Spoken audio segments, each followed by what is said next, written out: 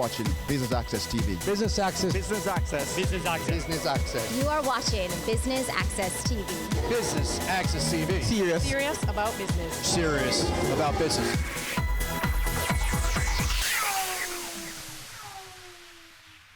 Hello and welcome to Business Access Television's coverage of the Business Breakfast for the upcoming publication of the Business Year 2019, the Jamaica issue. I'm Keneal Gale. We are here at the Hard Rock Cafe in Montego Bay, where business leaders and the movers and shakers from the Second City are gathered. So let's go inside, mingle a bit, and then hit the stage.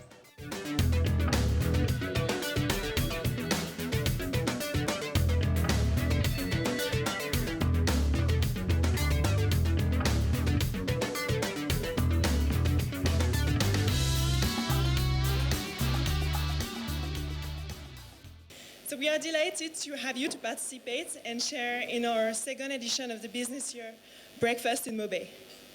So that many of you, we know, have traveled long distances to be here, and it serves as a reminder to us all just how important our work is. So as a natural lover and a big traveler, I truly think that Jamaica is one of the most beautiful places in the world. And what I can say is that I am proud to live, experience, and work in Jamaica, and I promised to myself that I would portray Jamaica as best as it deserves, and foremost to showcase to the world what is the special island has to offer. So on behalf of the Business Year, I sincerely thank and acknowledge every one of you extended help to us for making this event a grand success. So first of all, Hard Rock Cafe. So Andrea Dixon, thank you. Mr. Fausto Solano, our esteemed partner, Mrs. Diane Edwards from Jampro, and the overall team, a Jampro team that supported us since the very beginning, since 2017 when we arrived. And thanks to the help and their support, we are here in Jamaica and we can conduct our research. I also sincerely thank Mayor Omer Davis of Montego Bay, Mr. Douglas K. Gordon, founder of Canex, Mr. Watson Lawson, the president of Chamber as well, Mrs. Caroline Fisher, Mrs. Tishara Gibbs, Mr. Robin Russell, general manager of Deja Resorts, Mr. Juan Manuel Merilla, my country editor. So thank you for all of you for your support since the beginning. Sorry. And you, my dear guests, leaders of the country that are leading not only Montego Bay, but Jamaica to the future, I thank you and welcome you. So we stand for bringing Jamaicans together and making Jamaica a better place, a more unified and a more connected place. So most of us already know who we are and our role. However, for the new faces today, let me tell you what TBY is. So TBY is a global media group specialized in economic news and research on national economies and business intelligence. So we have operations in over 35 countries. Our head office is based in London. We have regional offices in Istanbul, in Dubai, Abu Dhabi, and Mexico City. And we have a strong presence already in Latin America. So the way we carry out our research is that we meet face-to-face with the community of leaders, and we stay for an average of 6-8 months in the country to meet with the most strategic leaders and most prominent figures of the country from the main and most important companies, as well as the governmental officials from the public sector. So over 70% of our publication consists of interviews, so that we provide the most accurate and up-to-date perspectives from the experts themselves. So as some of you know, the Business Year arrived in 2017 for the first time in Jamaica. And we have been invited by the Jamaican Promotion Corporation to compile a comprehensive research on the economy of Jamaica, combining our international expertise with their local experience. So following the success of the first edition of the Business Year Jamaica, we just renewed the MOU with Jampro to continue our research and compile the second editions on Jamaican's economy. So our final goal is to create an annual publication about the economy of the country. Thus, our unique platform represents a who's who of the decision makers of the country. And the publication recirculates locally, in the region, but also abroad. On the businessyear.com as well, and since 2018, we have a partnership with Thomson Reuters Icon, Bloomberg Terminal, and Dungeons Factiva. So today, we are all together because we need your full cooperation and support to truly reach the stage where we can have prosperity for all. So we know that Jamaicans, people want to tell stories that are wrapped in their own textures, language, and humanity. So we are here to use our platform to change the global perception and narrative surrounding Jamaica to truly reflect the economic potential of the city and the island, and further highlight the vibrant and dynamic local leaders, such as yourself, that are moving Jamaica forward. I am very happy to be here this morning on behalf of the Montego Bay Chamber of Commerce, because this breakfast launch is for us another opportunity to carry out what we believe is one of our natural duties, indeed obligations, as a chamber, that being support and aggressive marketing of this space that's otherwise known as the tourism capital of Jamaica. We recognize this is another grand opportunity, not just because what you will learn or have learned about the reach and the capabilities of the TBY, but this is a place where we have been before. That is to say, only last year the Chamber connected with TBY, and the results commencing with the showcasing at the Jamaica Investment Forum last year spoke volumes.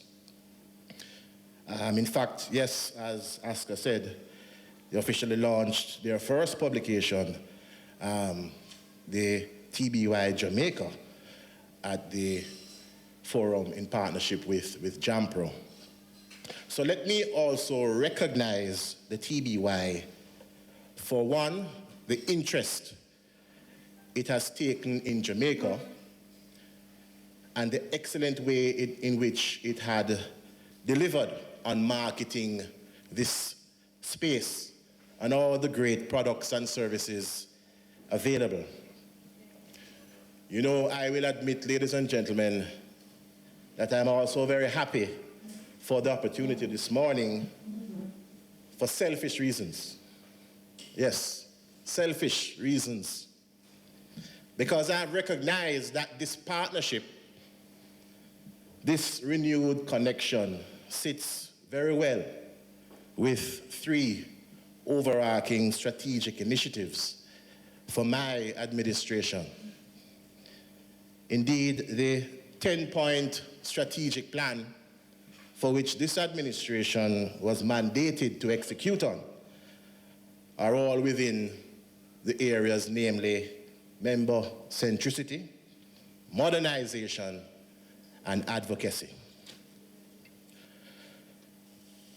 Member centricity, here we want to zero in directly on our membership, on how we can facilitate direct benefits. We had and we still have in mind the sweet deal access, which we are now referring to as the member-to-member discount program. And I encourage all our members to sign on and don't be left out of this pool. We are seeing to the delivery of worthwhile, cost-effective training programs to benefit the members and their staff. This, we know, will have direct benefits in sharpening a critical asset for most, if not all, businesses. And I'm referring to human resources. And I want to recognize Dollar Financial for the sponsorship of our first training program. We expect to arrange a second one in November with a focus on digital marketing. And again, we encourage our members to use the opportunity provided by the Chamber. Member centricity is also about improving networking opportunities and improved flow and regularity of communications amongst our members. That's also being done through our monthly meetings, which we have also now added a new twist of getting these away from the Chamber office facilities, but to different venues across this wonderful city. Hello, Pier 1. The TBY Jamaica connection gels with this mandate of member centricity, as what is top of mind for us is our membership being able to reap the benefits. Those who decide to utilize the services of TBY, they should reap the benefits from the tremendous reach and capabilities for which TBY Jamaica offers.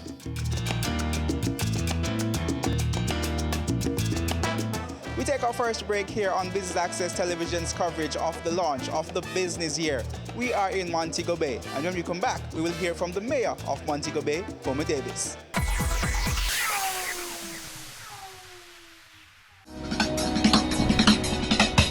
Cameo brings the creative industries to life,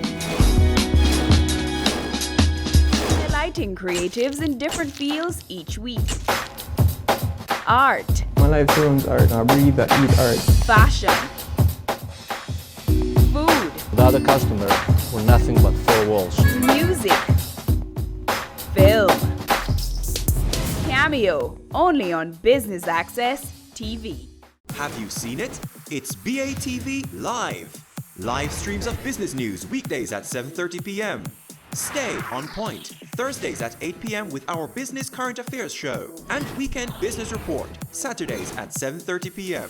wherever you are.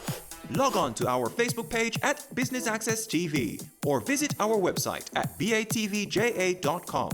Live and at your fingertips. Business Access TV. Serious about business.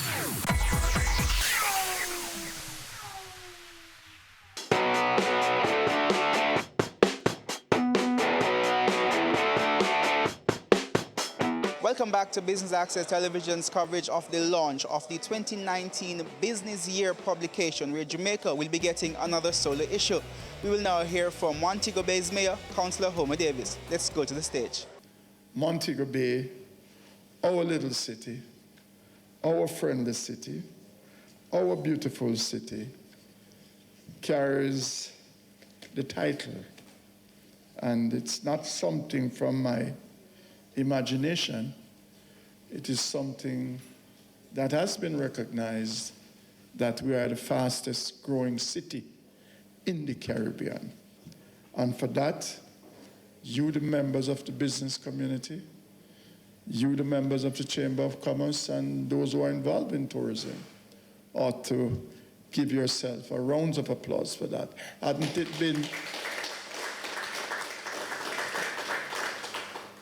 it been for you to take a risk, investment is a risk, then we would not be seeing what we're now seeing in Montego Bay as it relates to development. So,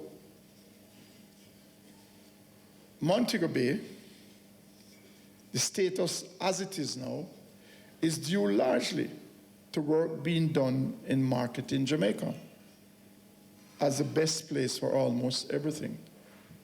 I could say tourism, I could say BPO industry, I could say other investments, tourism-related entities.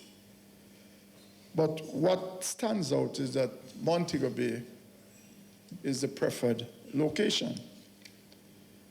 And it is a preferred location because I tell people that Montego Bay is an hospitality area. We have learned to welcome people. It doesn't matter where they are. As a matter of fact, my friend there, said when he's in Montego Bay, he feels more welcome. He feels as if he's a part of a community. There's an intimacy with Montego Bay, and that is why Montego Bay is really the preferred location. You've been here for 2 weeks, you're no more stranger. You know just about everybody. You know about just all the eatery, all the drinking spots, all the place to be. And that is a good thing with Montego Bay. So we enjoying what we're now enjoying.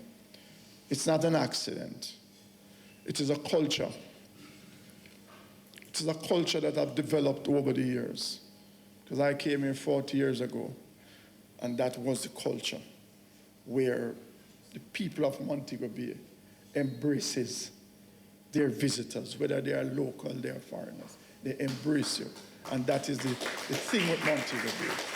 I'd like to start by commending TBY and the JAMPRO team for the initiative to launch the publication last year and the push for a second year. As the mayor said, Montego Bay has been consistently one of the fastest growing economies in the English-speaking Caribbean, and it's important that that be highlighted and presented on a platform that will spur further investment into our future. Last year, I was very active in supporting the business year's objectives because we saw it as an opportunity to highlight some of our companies and entrepreneurs, as well as to promote business in the city. And I would like to say thank you to the TBY team for accepting my proposal last year to ensure that Montego Bay had a special focus in the publication. It would be remiss of me not to also mention that I'm especially grateful for the special attention the city received at the launch of the event at the Jamaica Investment Forum in June of this year.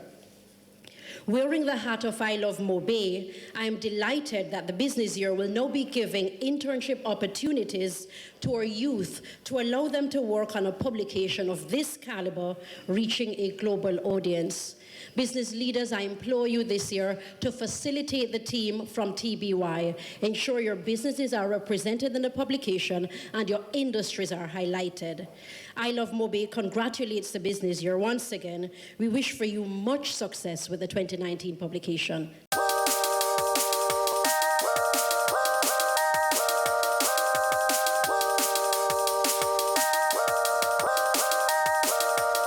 What was your major takeaway from the presentations this morning? Well, the fact that we're covering Jamaica again for this year. We did last year, and it was good highlight, good focus, and we know that there's a laser focus kind of interest now on Jamaica.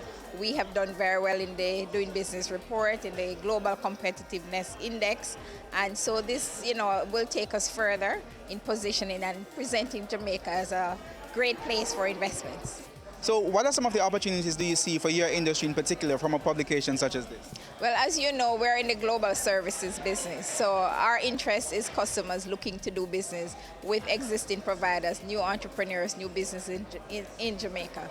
So anything that promotes the capabilities of Jamaica, that highlights the growth and development and the complementary businesses that support global services is good for our industry. In your presentation, you spoke about the importance of a magazine and publication such as this to Jamaica and to Montego Bay. How will you be ensuring or encouraging your members to try to leverage this type of exposure? Yeah, well, look, we as a chamber, we always understand the power of marketing, the power of getting your message out. You could have the very best product. You could have, it's the best thing since sliced bread. But if you're not getting your message out to the marketplace, it really means nothing. So we encourage and we will encourage our members to jump on this opportunity. It's, as I had said earlier this morning, that it's a place where we have been before because we did it last year. It was highly successful. You've seen the product. They're also on the World Wide Web. You can view it there. And they have the capacity to get your message out globally. We encourage our members to look at it and to see how well they can exploit the opportunity. Ready for cable for as little as $100? Ready for no monthly cable bill? Ready for 10 TV channels absolutely free? Then pick up our Ready TV box at authorized stores for $4,500. Hook it up to your TV set, then top it up with Ready Credit for 1, 7, or 30 days. Buy now and get $1,000 free Ready Credit and start watching your favorite shows. Pick it up, hook it up, top it up. Ready TV. Prepaid cable TV when you're ready. Now serving Kingston and St. Catherine. Limited time offer while stocks last. Conditions apply. Caring Hands Season 3 continues to effect change in a changing environment. Many of us were raised by grandmothers, right? So, I mean, we know the wisdom that these people have. Going beyond business. The little leaders of today are our leaders of tomorrow. And with the proper education, we'll have very good leadership coming from that. That's Season 3 of Caring Hands, creating change and shaping lives, every Sunday at 5:30 p.m. on Business Access TV. We are serious about the business of real estate, so catch Home Sweet Home Sundays at 4:30 p.m. or if you missed it, check our website at batvja.com.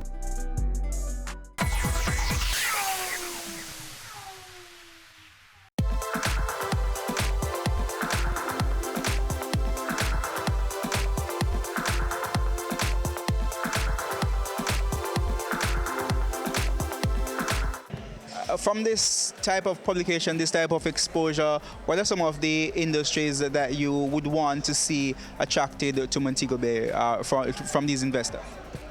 Well, Montego Bay is known for tourism, the BPO industry, that one is growing, farming, which I think we have a very good opportunity for not Montego Bay, but for St. James, especially the southern section of St. James where the farming lands are located. Because we have a service industry, and a great part of that service industry and this hotel industry is that the visitors who come here, they eat and they drink. I am not sure, or I could say that I don't think that we are really taking full advantage of the supply chain in terms. So you're saying there's a lot of untapped potential there? I think so. I know so. Because from time to time you will hear things. Hotels have to be bringing in this type of agricultural produce, this type of agricultural produce. But with what I've been hearing from Minister Shaw, who is the agricultural minister, and J.C. Hutchinson, it tells me that there's a thinking now taking place that our farmers need to understand that farming is a business.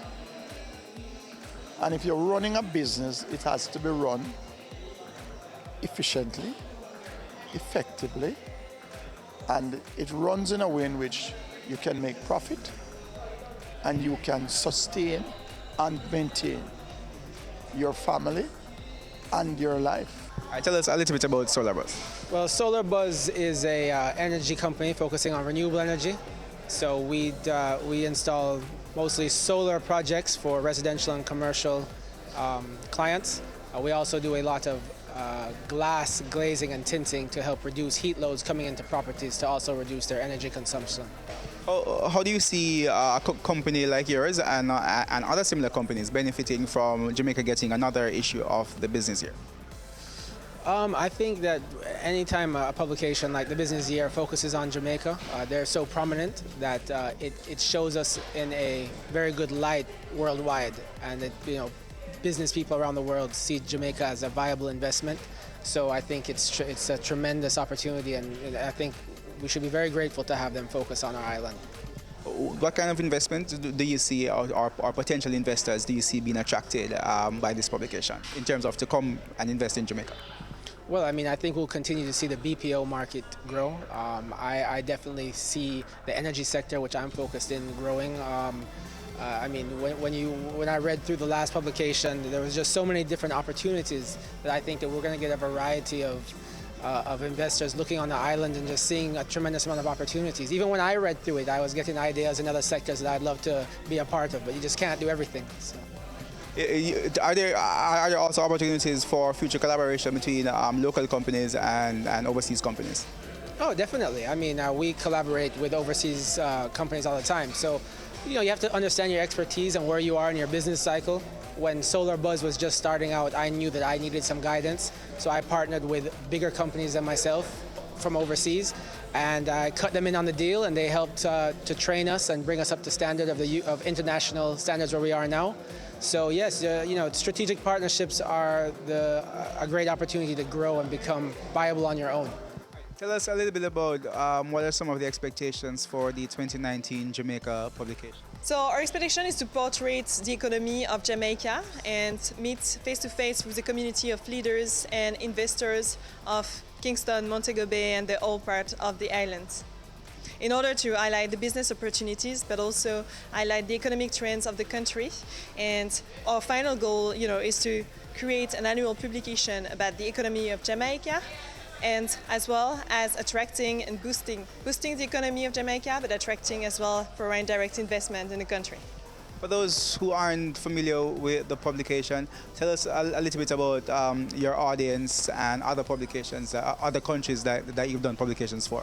Okay, so thank you. Very good question. So actually our readers are investors, our leaders. So all the publication is read by general managers, CEOs, and all the community of leaders from the private and public segments, the main important companies, as well as governmental officials, ministers and prime ministers, leaders of the country.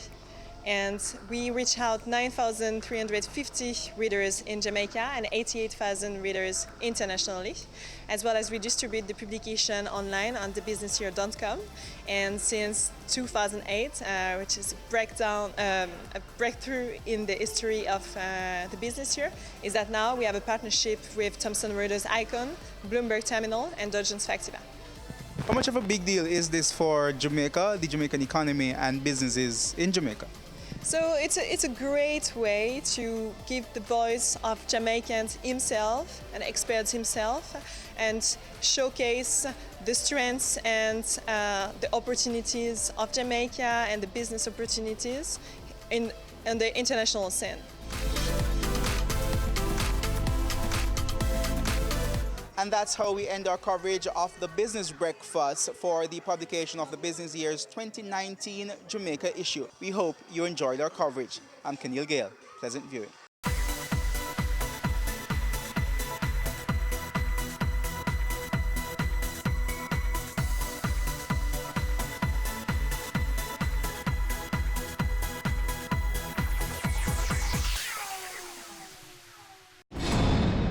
Are back with another exciting, innovative and inspiring season. It takes a lot of stick-to-itiveness, being consistent and persistent in whatever you're doing. That's the bottom line. Business exists to add value to people's lives. And if we're not doing that, might as well we knock down the store and just call it a day. It's a season 3 of Creating Wealth, Mondays at 8 p.m. on Business Access TV. The Good Life, your trusted source for useful health and wellness information, lifestyle tips for the mind, body, and soul.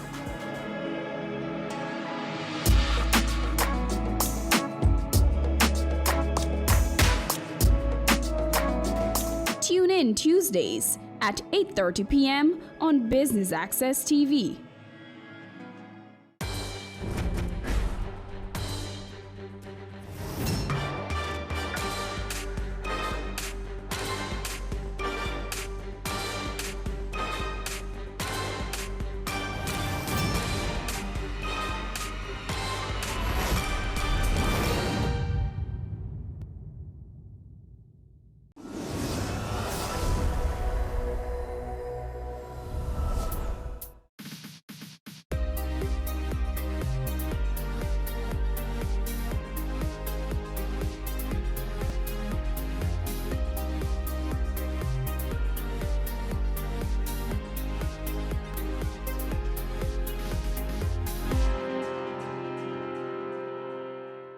Today's show is a melting pot of history and culture with a touch of weather, an interesting mix you don't want to miss. I'm Adrian Atkinson. Keep watching for your daily fix of Jamaica Magazine. It's the 9th staging of the JIS Heritage Competition, and this year we're talking slavery and reparation. Entries are now open, so listen up. Primary and prep school students, this is what you should do. Imagine that you are one of the 7 national heroes. Make your case for Jamaica to be compensated for the effects of slavery. Answer this question in an essay of 400 to 500 words and submit using the application form on our website, jis.gov.jm. Entrants must be aged 9 to 12 years old. Secondary students, the poster competition is for you. Submit your digital or illustrated posters to depict the theme, Jamaica, a case for reparation. The photo competition is open to tertiary students in accredited Jamaican institutions. Send us a photo, also representing the theme, Jamaica, a case for reparation. All entries should be submitted using the application form on the JIS website. For more information, contact 876-922-3590, extension 2137 or 2132. You may also email heritageessay@jis.gov.jm, heritageposter@jis.gov.jm, and heritagephoto@jis.gov.jm. Deadline for entries is Monday, October 28. Go ahead, express yourself in the JIS Heritage Competition 2019.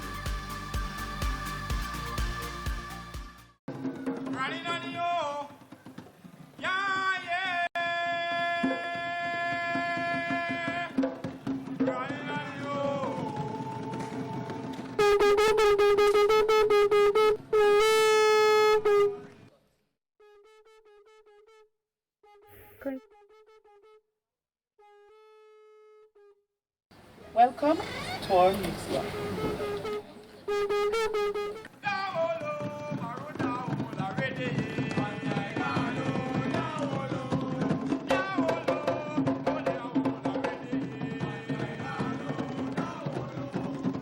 So the role of Nanny of the Maroon in Freedom for the Maroon is that she provide, or she make herself into the diligent leader that one would have been looking for. One with spirituality, one with the zeal of moving on, and one with the zeal to protect. And so what she did was to ensure that her people had been served the right way, in which she ensures that they were no longer in slavery. So what she did was to undermine the British on the plantation with the help of her 2 sisters, Mishibo Kwashi and Shanti Rose. And so doing that, they took their people to the mountains where they had an advantage over the British. The British had to import dogs or bloodhounds from Cuba to hunt them down. Now later on, when the treaty was signed and Jamaica gained independence, it was really a hard tussle for people to recognize Nanny for who she was. Thanks to recent Colonel Harris of Moortown, who had made that one of his deepest dream and one of his aims, one of the most sustainable things that he was going to work on, so that Nanny could have been today the national heroine of Jamaica.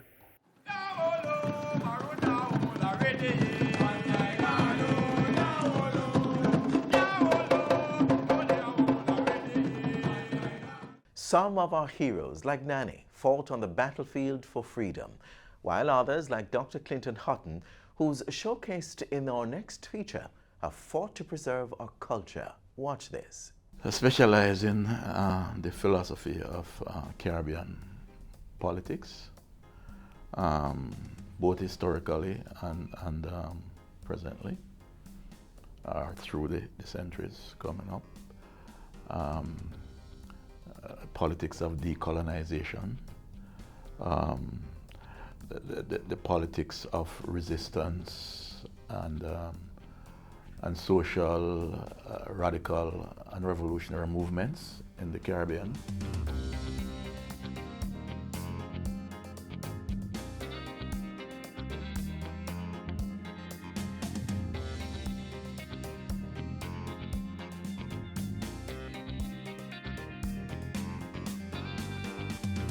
My father, who had a shop on a bar, he had friends some elder friends.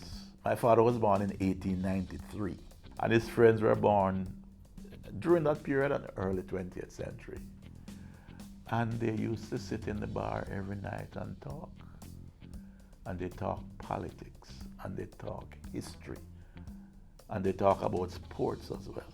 So I learned from my father before I was 10. I know about World War I, I know about World War II, I know about Antonio Maceo and Jose Marti.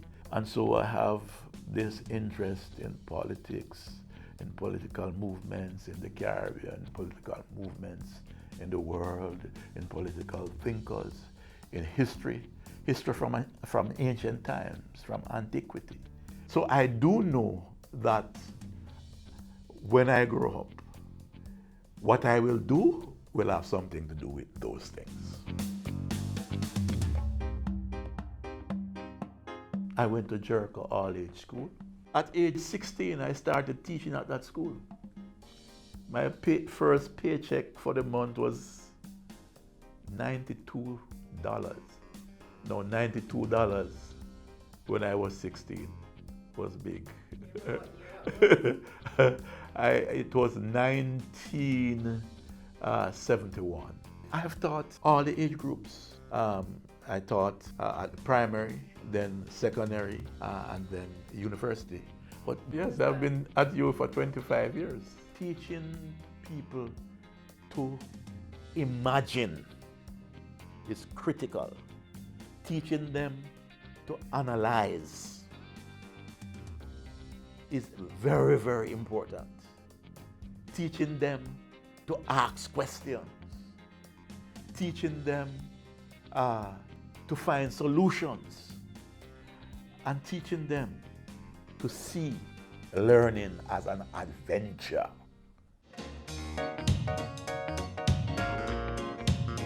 I've actually started drawing, which I learned from my mother. I started to draw when I was 3 years old.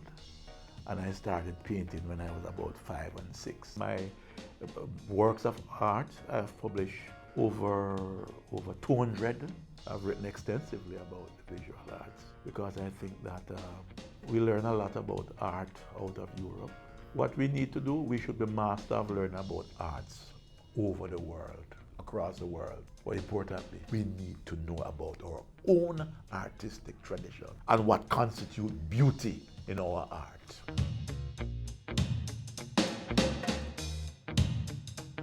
One of the reasons first of all, for taking so much pictures, well, one certainly is to record things. But I have taken hundreds, thousands of photos on the Rastafari movement. Far more than that, probably over 1 million photos on revival. I've written and published extensively.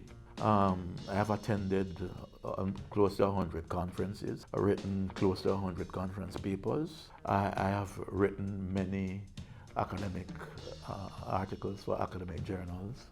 I've written 20-odd book chapters. This book is called The Logic and the Historical Significance of the Haitian Revolution and the Cosmological Roots of Haitian Freedom. That's a long topic. But what it does is to enter the debate on the Haitian Revolution as it was written and is being written today.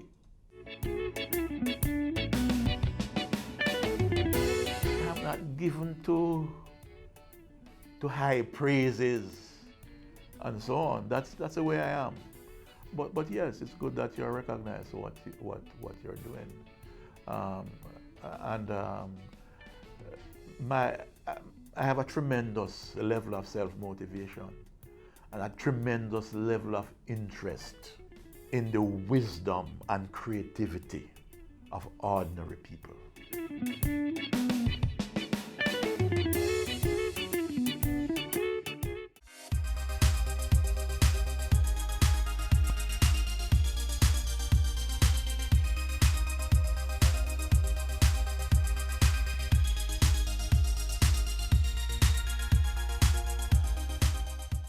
Jamaica Social Investment Fund, JSIF, celebrating over 20 years of investment in community development. JSIF has forged relationships with international funding partners as well as private and public sector entities. Let us continue to invest to reduce vulnerabilities.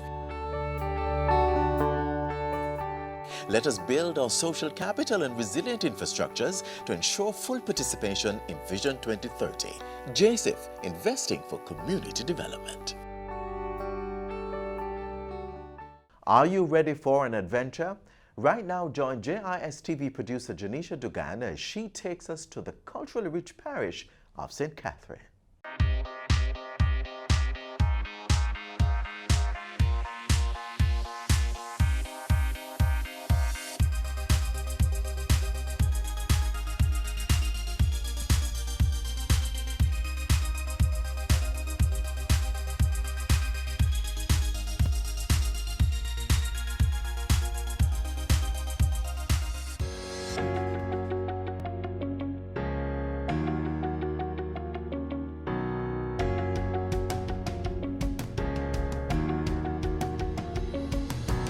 When you hear the names of places like Old Harbour, Spanish Town, Bogwalk, what is the one thing that they all have in common?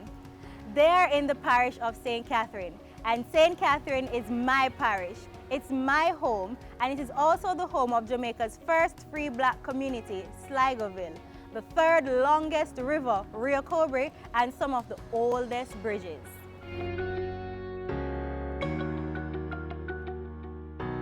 The historic cast iron bridge is 81 feet long and 15 feet wide. It was built in 1801 and is said to be the oldest of its kind in the Western Hemisphere. Today we take a look at some of the things St. Catherine has to offer, so join us on our journey through this historic parish.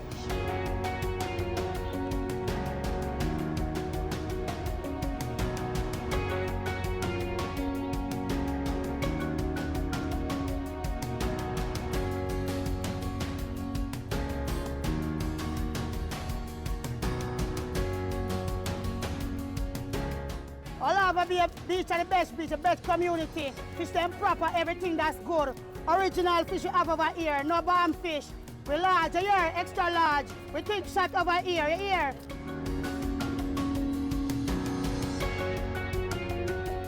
We're in the farming district of Colbeck, visiting the Colbeck Castle. Though the castle is just in ruins, the walls still stand. So let's take a journey through it. The origins of Colbeck Castle are shrouded in mystery. There is very little reference to it in the early records, but it is believed to have been built at the end of the 17th century when Jamaica was seized by the British. Colbeck Castle is among the oldest plantation houses in Jamaica. Milpen Poros, one already, two all right. That may not have been their exact words, but all were aboard this very station waiting to travel either east or west of the island via the Old Harbour train station. Today, this Georgian-style structure, though broken, still stands and the train still traverses its tracks, carrying Jamaica's precious commodity, bauxite. But that one shipment of bauxite moved from Old Harbour and passes through the historically shaped Spanish Town, then onto the famous Aki Commerce area of Linstead. By now you would have probably figured out where we are. We are at the Flat Bridge, and I read that the Flat Bridge is sometimes called the 16-mile walk. Why, you may ask? That's probably because in the 1700s, the 16 plantations surrounding the Bogwalk area had to send 1 in every 50 slaves to work on the river road.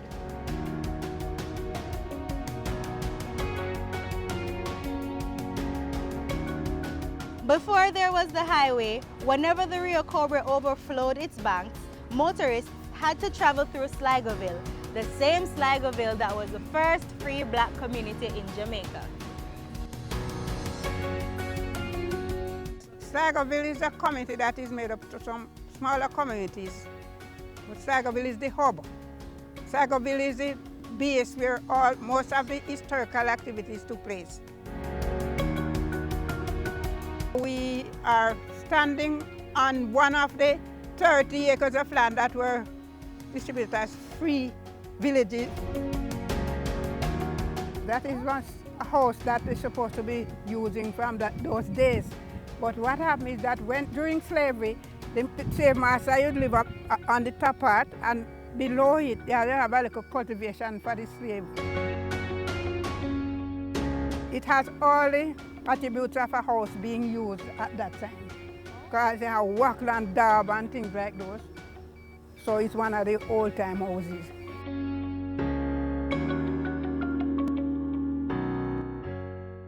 Our journey today ends here in Riversdale, the home of the Natural Bridge. This area, we used to play pokinas, keep party, and stuff like that. There's a cave that can lead you to about 20 miles, about 18 miles from here to a next district they call Crawl. What is pokina? It's like a card pack, right? But it's a book, like a bingo book, with all the cards on it. Like the queen, the art, but it's a big book where you use stone and mark it, and you pick that card pack. And when you pick that card pack, the number that come up, if you have it, just like bingo. So bingo is a newer version then of pokina. Yeah. Well, the Natural Bridge is a great place, as you can see. It's the 8 wonders, and it's built out of strictly stones. No addition. It is just stone, so it's natural. It's just natural. So I'd like people to explore it, see what it's all about, and they can see it for themselves.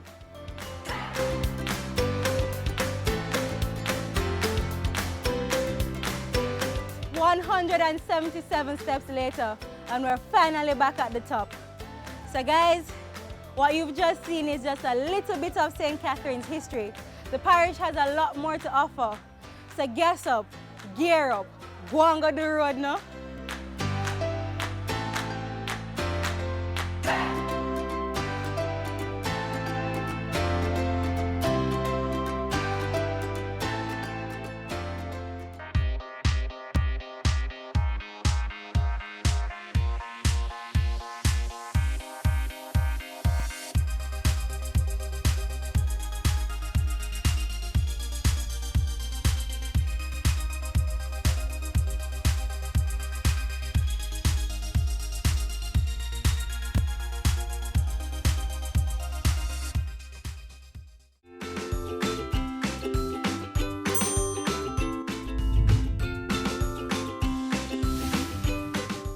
And now we transition to the weather.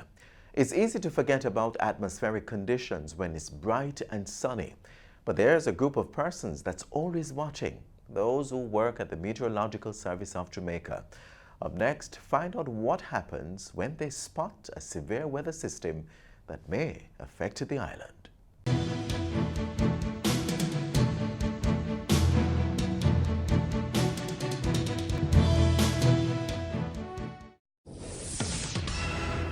Tropical Storm Hugo has been upgraded to a hurricane and is expected to impact Jamaica. A hurricane warning is now in effect. Wait! Did you know there are a few steps that have to be taken before a hurricane advisory is issued? Once a tropical cyclone has formed in the Atlantic or the Caribbean, the Met Service monitors it and puts plans in place in the likelihood that the system will affect Jamaica. Hugo. We required additional staffing, especially for These include increasing the number of technical staff working at the National Meteorological Center and the number of upper air observations daily, and ensuring that the weather and technical equipment in the office are fully functional. They are in constant dialogue with the National Hurricane Center in the United States, which provides regular updates on the system. Once the Met Service does an assessment and determines that the system is a threat to Jamaica, the following will unfold. Yes, Prime Minister Holness. Yes, Evan Thompson here from the Met Service. I'm really just calling to update you on the situation with Hurricane Hugo. It continues to move closer to the island, and so we believe that it will be necessary for us to move to that hurricane warning. So we're just making sure that we have your approval. Then? Hello, yes, hurricane specialist, please. Hi, how are you doing? Evan here again from Jamaica. Right, I've just spoken with the Prime Minister. He's in agreement that we'll go to the hurricane warning by 5 o'clock this evening. That's correct. The National Hurricane Center publicizes this information internationally, and the Met Service prepares and sends bulletins to the local media. And that is how we get here. A hurricane warning is now in effect for the island. And as the country prepares for the weather system, the Met Service continues to play a critical role in the country's disaster readiness, providing information to the Office of Disaster Preparedness and Emergency Management and the local government ministry. These entities use this information to determine which areas on the island should be evacuated and where shelters should be opened. That's not all. The Met Service also works closely with the Coast Guard to evacuate fishermen at sea, on the Keys and banks before the storm hits. That is how the Met Service keeps Jamaicans in the know so that they can better prepare for any severe weather system.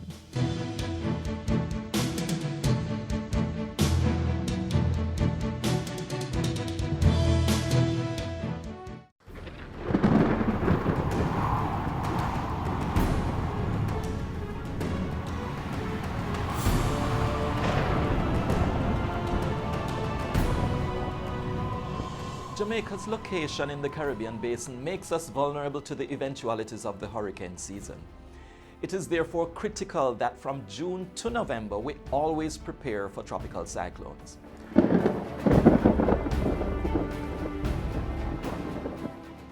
The location of system formation and their usual paths places Jamaica at risk for the entire 6 months of the hurricane season.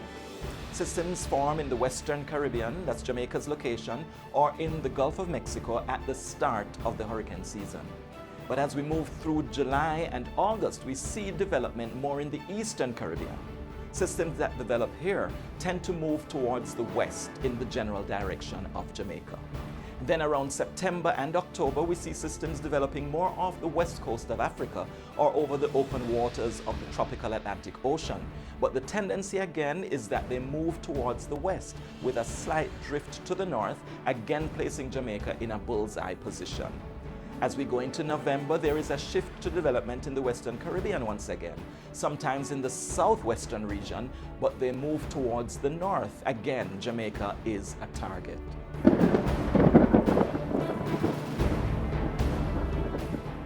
So if we look at the trends over the last 18 years, from year 2000 to 2018, we see that several systems have affected the island, such as Hurricane Ivan in 2004, Dean in 2007, or even Sandy in 2012. Many people say that Ivan only passed close to Jamaica, it never really hit us, but it was a direct hit. We came within the ambit of the most tremendous wind speeds that are associated with a tropical cyclone. The eye wall moved over the southern coastline.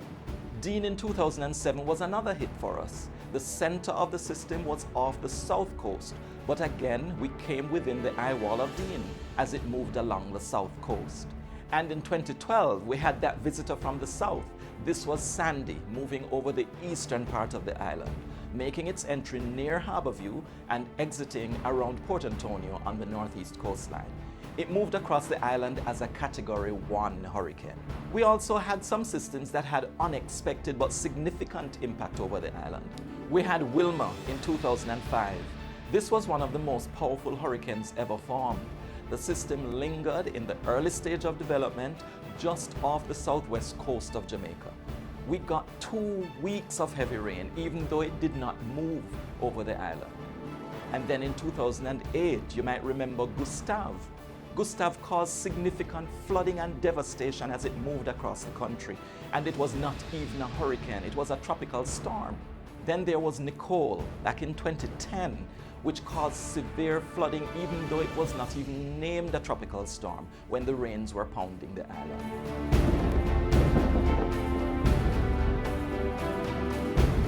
We also had systems that didn't affect us despite our preparations. 2 of the most memorable ones were Tropical Storm Earl and Hurricane Matthew, both of them occurring in 2017. If we look at especially Matthew, all the models were projecting a direct hit for Jamaica, but that is not what happened. Instead, it moved a little toward the east and it devastated Haiti.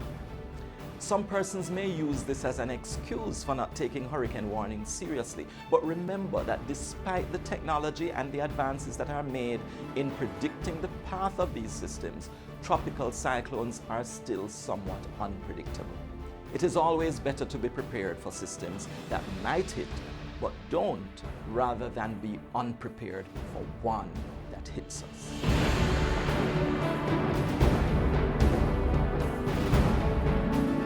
So the message I want to get out there is about being prepared all the time, because a tropical depression, a tropical storm, or a hurricane could be a threat anytime before or during the hurricane season.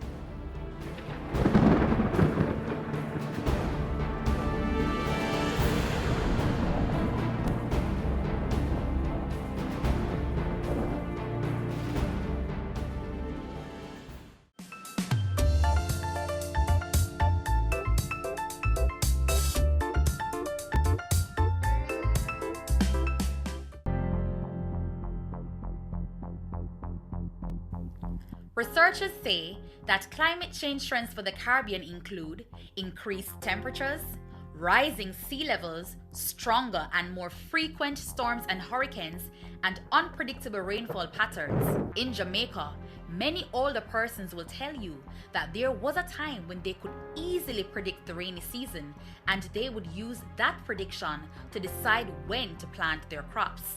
But this has changed. A warmer earth means an atmosphere with more energy and moisture. As in other parts of the world, these two factors result in more extreme Caribbean weather, such as floods, hurricanes, heat waves, and droughts. From 2013 to 2015, Jamaica underwent its worst drought in 50 years. Many people in the city didn't have water in their pipes. In rural areas, water in springs and streams dried up. Jamaica's eastern parishes got 90% less than their normal annual rainfall. Agricultural production fell by more than 30%. Losses due to crop failures and wildfires were estimated at $1 billion. Fast forward to 2017, and there were many incidents of flooding all over the country. The increased irregularity in rainfall that led to severe drought on one hand and extreme flooding on the other is a sign of a changing climate. Scientists have also documented a strong connection between the impacts of superstorms like Hurricanes Sandy and Maria and the human-caused global warming. In Helshaw, the fishing community can tell many stories of the sea now being in places where houses once stood. In Negril, the ocean is now much closer to the hotels than it was several years ago. So, climate change is real, and it is changing how we live in Jamaica. In part 3 of this video, you will hear more about what we as Jamaicans can all do to help.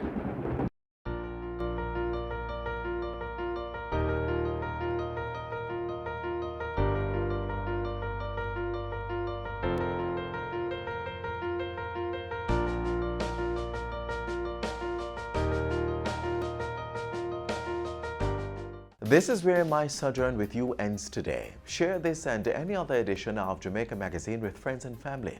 Just visit our YouTube channel and send them a link. Also, we love to see those likes, so stop by our social media pages and give us a thumbs up. I'm Adrian Atkins, and until then, do take care.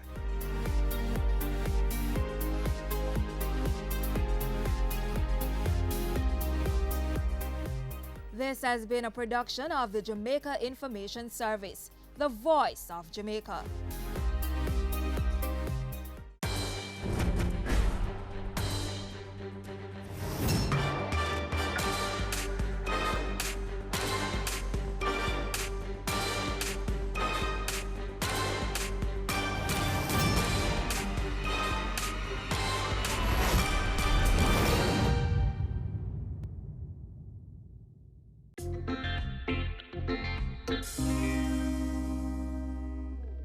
Hey guys, and thanks for joining me on another episode of Chill Spot.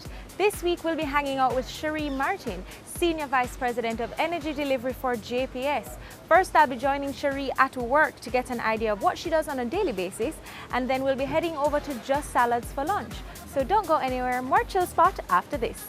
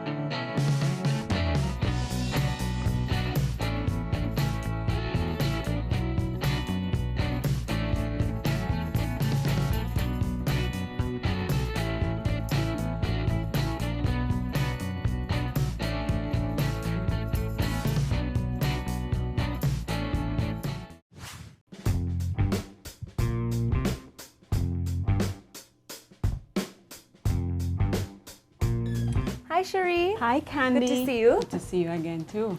So we're here at JPS. We are. And you are the Senior Vice President for Energy Delivery. Talk to us about your role and your day-to-day. So I took this portfolio on effective May 1. Okay, so just recently? Just recently. It is the role that has oversight for our transmission and distribution network.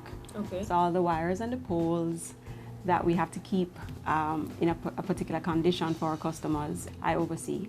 We have parish offices across Jamaica that provide service to our customers. I'm responsible for ensuring that that is also executed appropriately. And then we have an energy solutions business, which looks at alternate energy for customers, Right. energy management, things that help them to manage their energy more wisely. We have that group as well, and I also have HR as part of my portfolio. So on a day-to-day basis, it is really trying to ensure that we are maintaining and improving our grid, as we call it. The TND network is our grid. And looking at ways to ensure that our customers have solutions to meet their energy needs, and finding options for them to consider around energy management. And then on the HR side, it's about keeping our 1,700 people focused, engaged, taken care of. 1,700. Yes. And that is the most heart-filled part of my job, to be honest, the HR portfolio.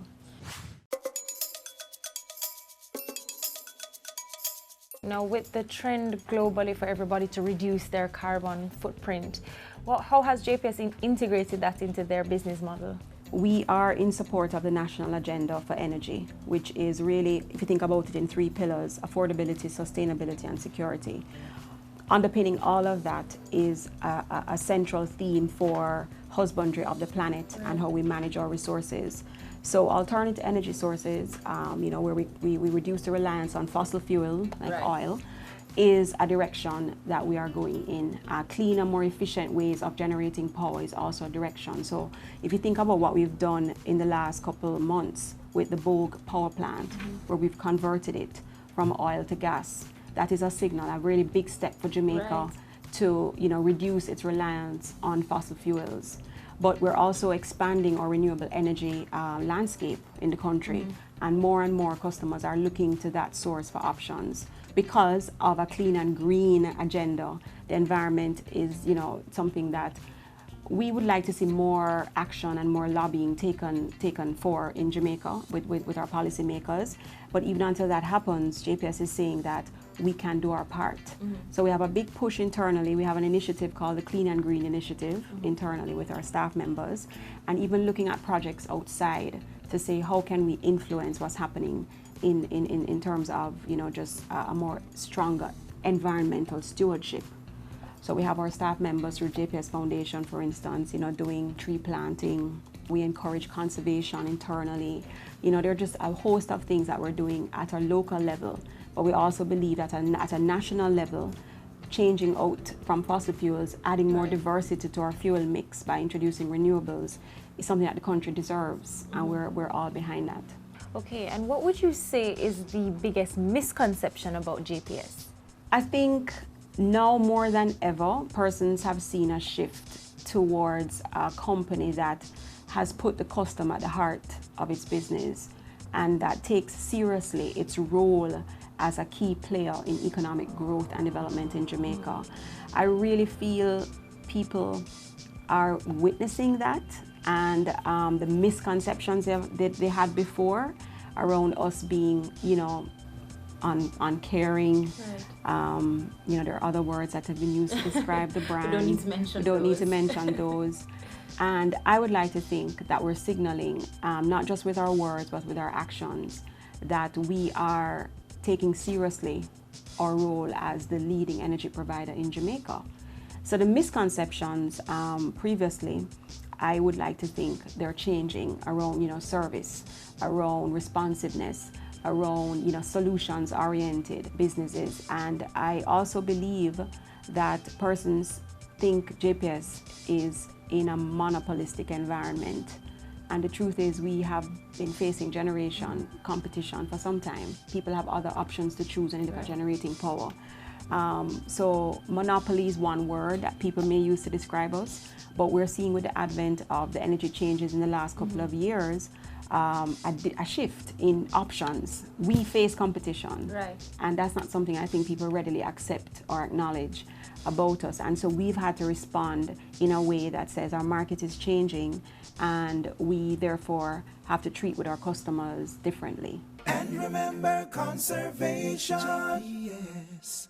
Coming up, I believe we all have both sides to us in terms of masculine energy, feminine energy. When the two come together, it's a beautiful harmony, it's a beautiful balance. And as individuals, we really should strive to nurture both. Your business matters. Business Access TV offers you the most innovative and effective advertising solution for your business, specializing in B2B sales, cost-effective solutions, the customers you want, the repetition you need. No matter the size and nature of your company, your business matters. Call us at 876-291-6233 or 876-376-4225. Email sales@batvja.com. Have you seen it? It's BATV Live. Live streams of business news weekdays at 7:30 p.m. Stay on point Thursdays at 8 p.m. with our Business Current Affairs show and Weekend Business Report Saturdays at 7:30 p.m. Wherever you are. Log on to our Facebook page at Business Access TV or visit our website at batvja.com. Live and at your fingertips. Business Access TV. Serious about business.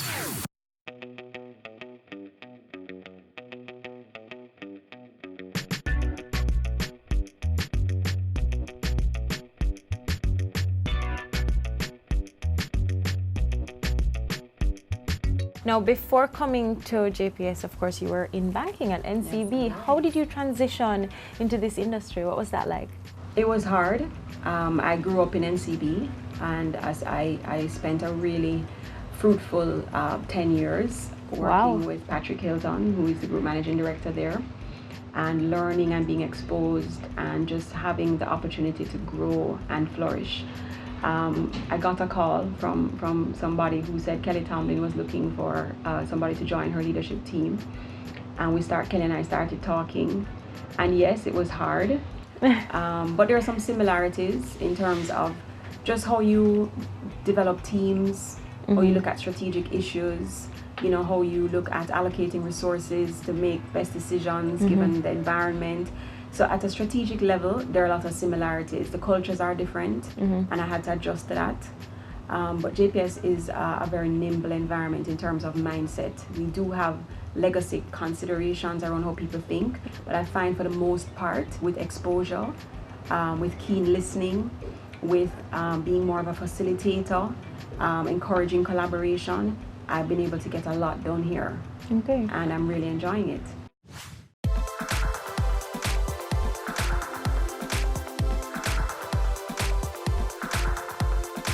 You guys have a lot of women leaders here at JPS. Would you say women make better leaders? Well, here's a perspective on female leadership, if there's such a thing. I believe we all have both sides to us, male and female, in terms of masculine energy, feminine energy. And it's just what we harness at a particular point in time, what we promote as an individual. And the male energy tends to be, you know, far more hard, just focused, methodical. Right. And the feminine energy really focuses on just the sway and the flow of just, you know, uncertainty and nurturing and caring, and it's not as sequential or linear as the male energy. When the two come together, it's a beautiful harmony, it's a beautiful balance, and as individuals we really should strive to nurture both. But sometimes we get out of whack. So when I talk about female leadership or feminine energy, I'm not talking about women necessarily, which is, you know, probably the most tangible demonstration of that. But I'm talking about bringing your feminine side to leadership.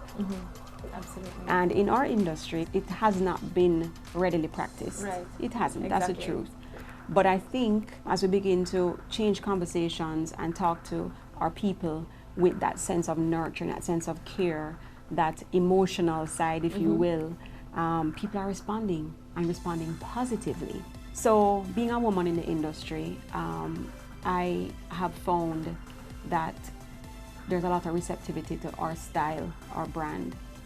People are open to thinking differently about how we can do power.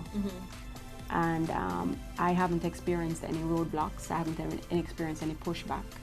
I think Kelly Tomlin is a great example of a force, of a feminine energy that, you know, has transformed a company, and we are all benefiting from that as JPS employees, and we will continue to push that agenda around, you know, just the fact that leaders need to show up with both balance, male and female. And what would you say drives you to succeed? I think what drives me to succeed more than anything else is this sense of self that says I can do anything I want to do. That there's literally nothing that I can conceive of that I want to pursue, that I'm not entitled to, that I don't deserve, and that is not within my reach. Well, that was all very interesting and a lot to take in. Even I feel very inspired just having this conversation. So I think the only thing left is for us to visit some of your co-workers. Yes, Well, that would be let's good. go. Okay.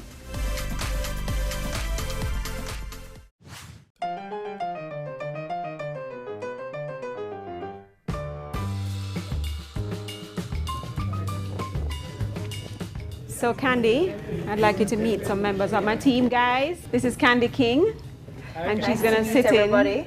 Yes, I'm gonna sit in and on hear our all about conversation. Cherie. Yes. So let's get started.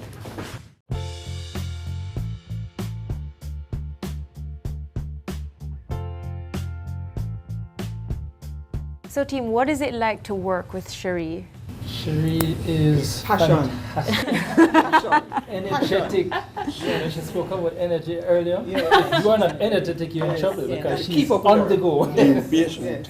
That's true. She's a very good leader. Yeah. Yes. Very, very serious about what she wants, when she wants it, and she usually gets it. Yeah. And one thing for sure, she wants root cause. So don't just come with numbers or anything like that. Right. Cherie wants to know what's the real reason Right. behind what she sees, whether it's good or bad. So that ensure that you're kept on your toes. The one thing I can tell you, she will tell you exactly how it is. Yes. And she just let you know that she still loves you after. You don't have to wonder. So she's an excellent communicator. I was just about to say She's an that. excellent communicator.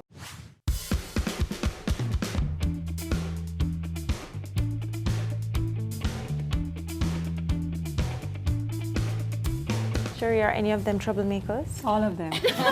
All of them. They chose this group very strategically. This is a team, though, that really, some of them are not here, but these guys represent some key functions of our making JPS deliver at a particular level to Jamaica and continue to improve. I push them, but they also respond very enthusiastically, and that helps.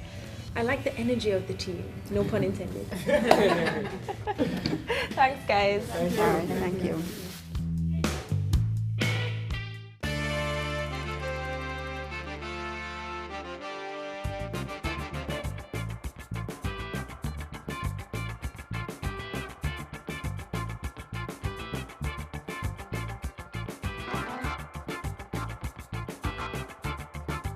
This is where you find her when she's scheming in our plot for world domination. Hi. Hi. Candy. Candy, I'm Kelly. Hi. Nice to meet you. Hey, nice to meet you. So this Welcome. is the lady behind JPS. This is the lady behind JPS. I don't know if I'm the lady. I'm one of the ladies. We have some strong women at GPS. That's good to hear.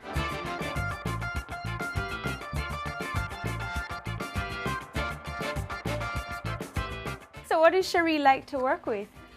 You know, I recruited Cherie, right? I stalked her. She was at another company, so I really wanted her. I think we're a good complement. Cherie is very thoughtful, and sometimes I'm very impulsive, so we're really good. But I think we share the same spirit and the same vision for JPS. We really do have a grander vision for what JPS means for Jamaica and for perhaps the world at large. We always talk about doing power differently, and I think Cherie is a great example of what we say about being powerful with love and humility, tearing down hierarchy, and I think Cherie really does that. One of my favorite things about Cherie is that I think we spend a lot of time worrying what this one thinks of me and that one doesn't think of me, and Cherie is nothing like that. She's solid in her own source and her own self, so that makes me really like to be around her because there's no drama. But Cherie's the example of what I'm trying to create in my leadership team, this idea that you're fearless, but you Right. bring big heart to everything you do, and that we always keep the overall impact and overall purpose, and we never ever forget that all work is done through people and through relationships with those people, Absolutely. and we're determined to make this a well place, and Shree's been leading that, talking about, you know, holistic wellness. Right. Mind, body, and spirit, and people are very interested in what Shree has to say. I love her example as a mother as well as a powerful woman in business. Okay, wow. Well, I'm excited to hear more about your health and wellness. And we'll be heading to eat lunch at Just Salad soon. So Wonderful. I'll be You hearing guys more have about a that. Great day. Thank you very much. It's been very nice meeting you. Please enjoy your time here at JPS. Thank you. Thanks, boss. Yeah. That's okay.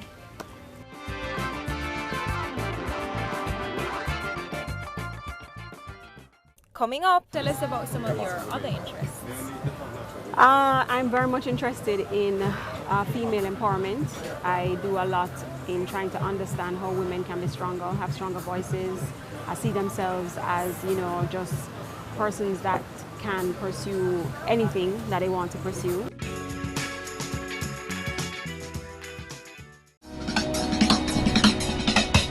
Cameo brings the creative industries to life. Delighting creatives in different fields each week. Art. My life turns art. I breathe, I eat art. Fashion. Food. Without a customer, we're nothing but four walls. Music. Film. Cameo, only on Business Access TV. Business current affairs you can relate to. Frank, credible discussion. On point, dissecting the issues.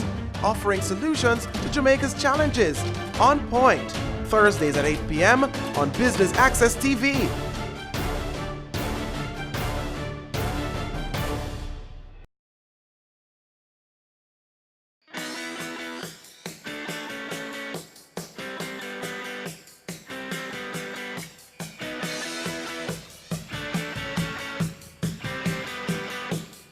It's when you came in here one day yeah. and you asked me about it. How are you?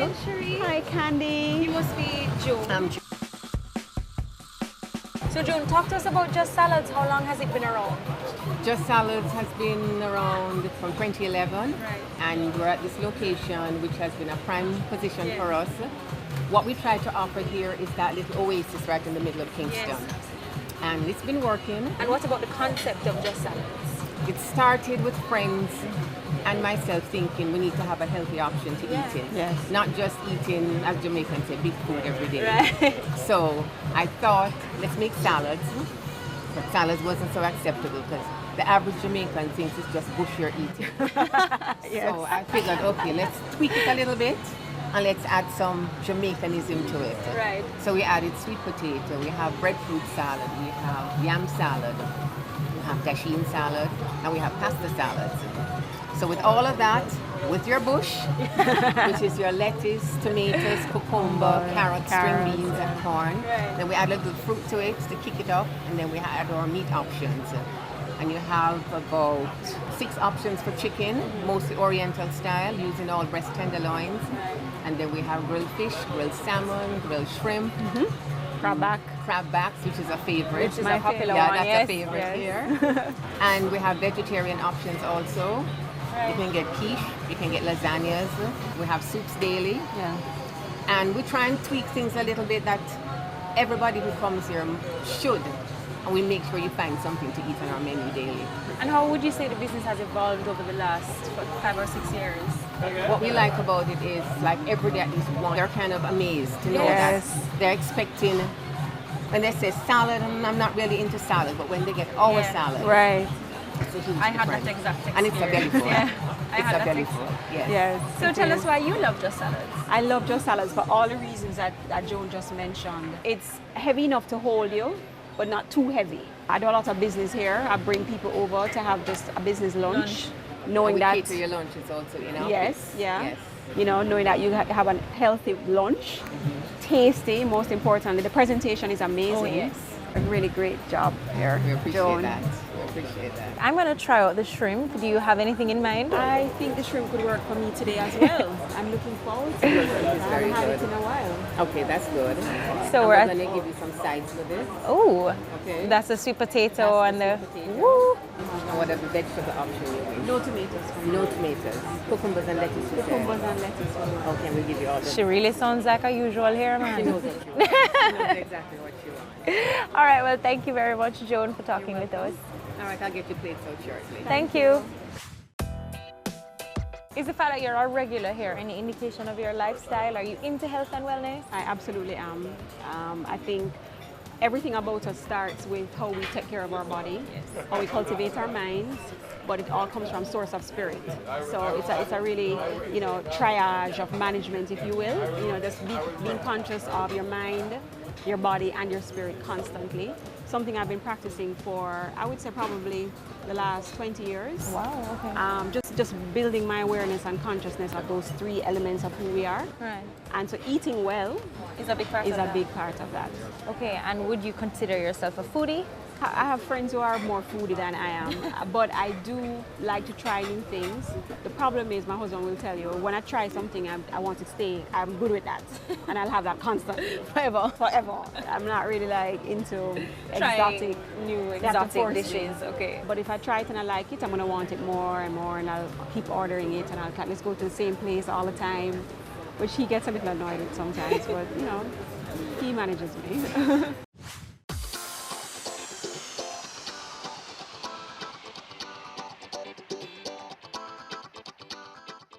So tell us about your family and your girls. So I have two girls, Melissa and Kelly. They're 19 and 15. Melissa is at college. She goes to Savannah College of Art and Design in Georgia. She's a sophomore. Oh. And Kelly is a fourth form at Campion. So I have one more of them to get out of the house. And what about your husband? Oh, I'm married to Wayne Anthony Martin for 23 years. Wow. He is a successful owner of a business. He runs Cheers Automotive and Repairs. So he's into cars. It's been a passion of his since he was yay high. Together we create quite a domitable force. I like that. Yeah, and we are enjoying seeing our girls grow and just getting into this new phase now with them and just seeing them flourish and become women. And it's been a great journey so far. What about your childhood? Okay, so I grew up with two brothers. Two brothers? I'm the middle child, so I was, very fortunate to have brothers to protect me when I was growing up. I could do anything. Nothing was not allowed for me because I had them with me all the time. With my parents, Methlin and Winston Anderson in Portmore. Very loving environment. We're not well off. We were never well off, but we never knew that. So a lot of love, a lot of support. My father stressed education, and so we did a lot in terms of making sure we did well in school. So I have two brothers that are engineers, and of course I have now moved into energy. Right. I'm surrounded by engineers, so that's a big family joke. And I'm pretty supportive environment growing up, just being told I could do whatever I wanted to do. What schools did you attend? I went to the Convent of Mercy Academy, Alpha. But I went to St. Teresa's Prep before that. And then I went to University of West Indies. But I think we've discussed everything but lunch. So I'm ready to eat some food. Yeah, looking forward.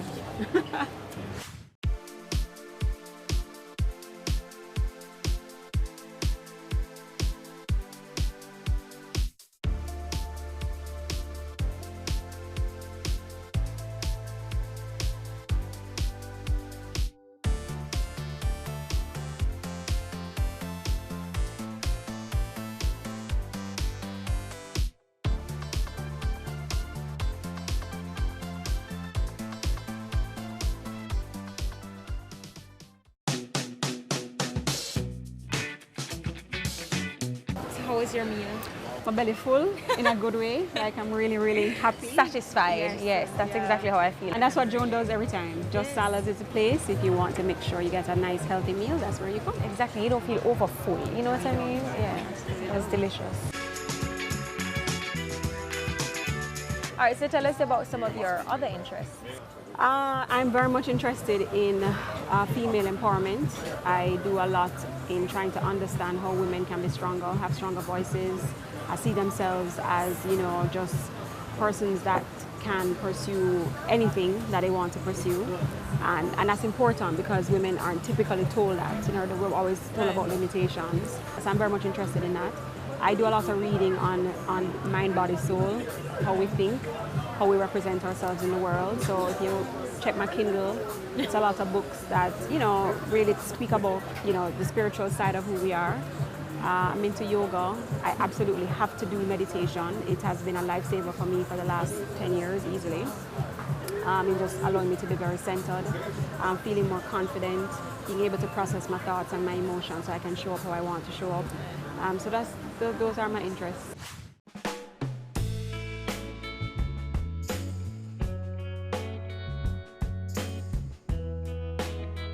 Well, Cherie, thank you so much for sharing or spending the day with us and sharing your chill spots with us. I enjoyed being at your office, getting to know your co-workers, and of course here at Just Salads, the food was just amazing. Wasn't it? Thank you so much. I'm so happy you came, and I'm glad you enjoyed the experience. It was my pleasure. Perfect, thank you.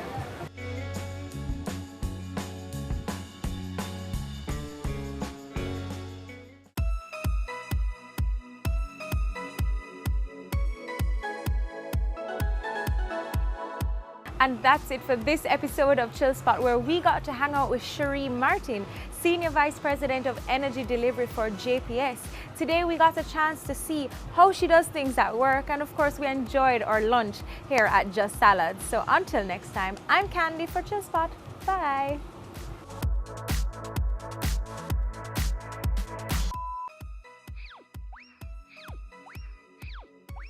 Senior Vice President of Energy. The word, I can't remember that word, delivery. We got a chance to see how things work at work for Cherie, and then we got to see how she's... Okay, ready. Tune in this Friday at 8 p.m. Blah, blah, blah. All right, let me work out what I'm saying in my head first.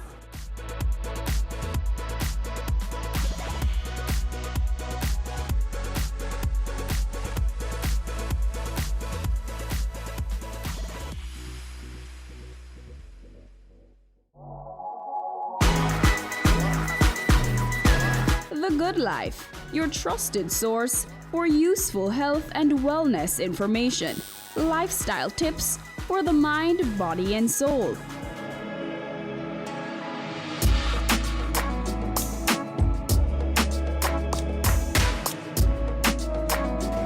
Tune in Tuesdays at 8:30 p.m. on Business Access TV.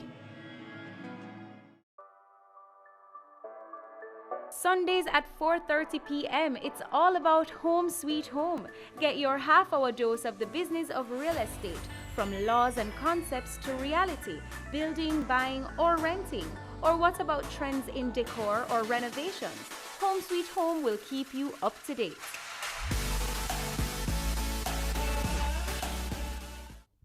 CARICOM News Time is brought to you by Dajin Global.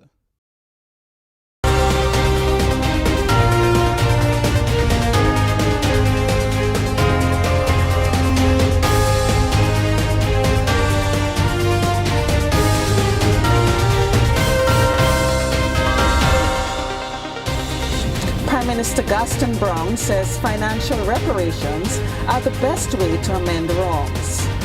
Montserrat holds elections next month, and the region observes Caribbean Statistics Day. Welcome to this week's edition of CARICOM News Time.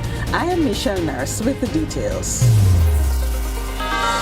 The issue of reparations has once again been brought to the fore.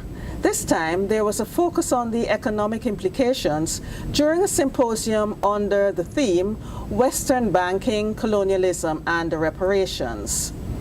The symposium was held in Antigua and Barbuda on Thursday, the 10th of October. The discussions explored the historical roots of Western banks in financing and profiteering from the enslavement of Africans and their descendants in the diaspora. Key speakers included Prime Minister of Antigua and Barbuda, the Honorable Gaston Brown, Chairman of the CARICOM Reparations Commission, Sir Hilary Beckles, and the Director of the Center for Reparations Research, Professor Vereen Shepherd. In remarks at the opening of the symposium, Prime Minister Brown emphasized that financial reparations were the best way for the colonizers to make amends for the wrongs they had committed. He said that there was no need to be intimidated to make a financial claim to complement any in-kind settlement that may be offered. He added that the Europeans used an inhumane and brutal extractive economic model to control the Caribbean as a zone of wealth creation to fund their development. He said that they presided over the brutal genocide, resulting in the deaths of millions of Africans, and created a system of slavery and colonialism. He explained that it was a system of wealth creation that involved the use of 3 million unpaid and underpaid African workers for 400 years. The symposium was hosted by the CARICOM Reparations Commission in collaboration with the Center for Reparation Research and the Antigua and Barbuda Reparations Support Commission. Montserrat goes to the polls on the 18th of November. Premier Donaldson Romeo made the announcement on Monday. Fellow citizens, residents, and friends of Montserrat, the time has finally come for me to announce the dissolution of Parliament and the date for the 2019 general elections. I met with the acting governor, Her Excellency Mrs. Lyndall Simpson, this morning, and I can now confirm that the instruments for the dissolution of Parliament have been signed. Further to that, I must now announce the date for the 2019 general elections. The date is 18th November 2019. I look forward to a very lively campaign where all ideas contend. And as usual, free and fair elections. Later in the week, the Premier announced that he had been replaced as leader of the incumbent People's Democratic Movement, the PDM. In a radio broadcast on Wednesday, he said that Mr. Paul Lewis, his Communications, Works, Energy and Labor Minister, was the new party head following an election held on Tuesday to review the PDM's leadership position in a democratic way. Products that could be patented have been developed by young people in Jamaica who were involved in workshops held by the CARICOM Secretariat under the Creativity for Employment and Business Opportunity model. 2 entrepreneurial training sessions were held at the Medallion Hall in Kingston, Jamaica from the 7th to the 11th of October. One involved involuntary returned migrants and at-risk youth. The other was a training of trainers workshop involving youth empowerment officers and other youth leaders. It is anticipated that the transference and use of the skills they acquired would lead to reduced youth unemployment, less drug use, and a reduction in crime and violence in society. From insect repellents to designer t-shirts, Jamaican youth were full of creative ideas for employment and business. The workshop provided the opportunity for them to pitch their concepts to and be interrogated by loan officers at a simulated SIBO bank. They received seed funding and also benefited from coaching by business development specialist Ricardo Foster of Alfran Development Limited. The participants also had the opportunity to test the viability of their products in the market and were expected to provide profit and loss statements. Expert and experienced national and regional facilitators guided the sessions to ensure that they developed skills in effective communication, decision-making, and conflict resolution. The participants were guided in developing short to medium-term self-improvement plans. By the end of the training, they understood how to structure a company with assigned personnel and a business plan. The workshops were made possible through interagency collaboration among the CARICOM Secretariat, the Government of Jamaica through the Ministry of National Security and the Ministry of Education, Youth and Information, and the European Union under the CARIFORUM EU Crime and Security Programme. CARICOM's Assistant Secretary General for Trade and Economic Integration, Mr. Joseph Cox, said he's buoyed by the outcomes of the agriculture activities in Belize City earlier this month, and that the community was on the cusp of achieving greatness within the sector. The week of agriculture, frankly, it was I would consider it a huge success in the sense that what you had was a combination of several strategic interchanges. So days 1 and 2, you had the Planners Forum, where you had the discussions ranging from what's happening at the sectoral or the subsectoral level to wide-ranging conversations regarding women in agriculture. You have had conversations regarding developments in cannabis, and how the sector can strategically reposition itself, particularly within the context of what has happened now in terms of in the States and some of the possibilities that are emerging in terms of allowing people to bank their proceeds, those who are involved in the cannabis trade, the official cannabis trade, from banking their funds.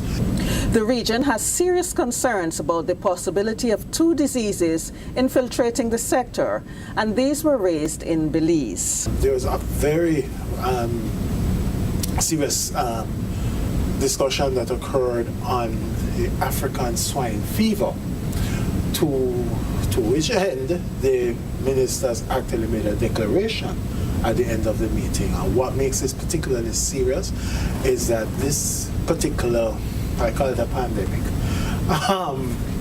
has already wiped out 50% of the pig population in China. We don't have it in the region, so therefore we have to take this extremely seriously, because once it gets into our neck of the woods, it can be seriously problematic. Because the truth of it, from what the experts have advised me and advised us, this thing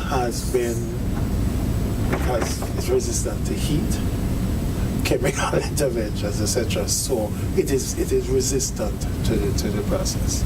And so therefore, that's the kind of thing we have to look at. They also had a particular look at there is a disease that's also affecting bananas, to which also another statement was released. So by and large, what we found there is that, and the week was rounded out, not just with meetings, but the week was rounded out with a tour and a field trip where people literally went into some of the factories, some of the fields, to see exactly what's going on. And I will tell you this much, that the use of drone technology, etc., is, you see the strategic and practical use that's being brought to bear. And I would, coming out of this week of agriculture activities in Belize, I can tell you I feel buoyed. I feel that we're on the cusp of really achieving greatness within the sector. As for us now to really bring all the players together so that we have the absolute optimal outcome for this region. 18 Caribbean jurists were honored in Trinidad and Tobago on Monday. The first Eminent Caribbean Jurists Gala and Awards ceremony was organized by the Caribbean Court of Justice Academy for Law, the education arm of the CCJ. It was aimed at promoting the recognition of judges and other legal practitioners who have made a consequential and lasting contribution to Caribbean jurisprudence, and to memorialize that contribution.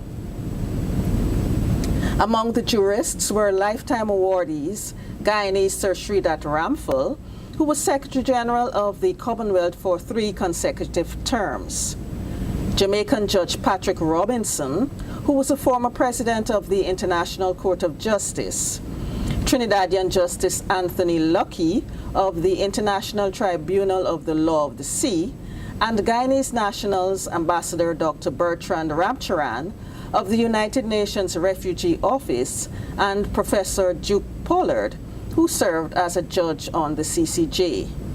CCJ President Justice Adrian Saunders praised the awardees and pointed to the fact that the Caribbean has always played an outsized role in the field of international law. He said that the respect and acclaim that the international community has had and continues to have for Caribbean jurists have continued unabated. Here's the full list of Hall of Fame inductees, and you can also find it at today.caricom.org. The CARICOM Secretariat joins the rest of the region in observing Caribbean Statistics Day on the 15th of October. The day will be observed under the theme, Building Resilience in the Caribbean Community.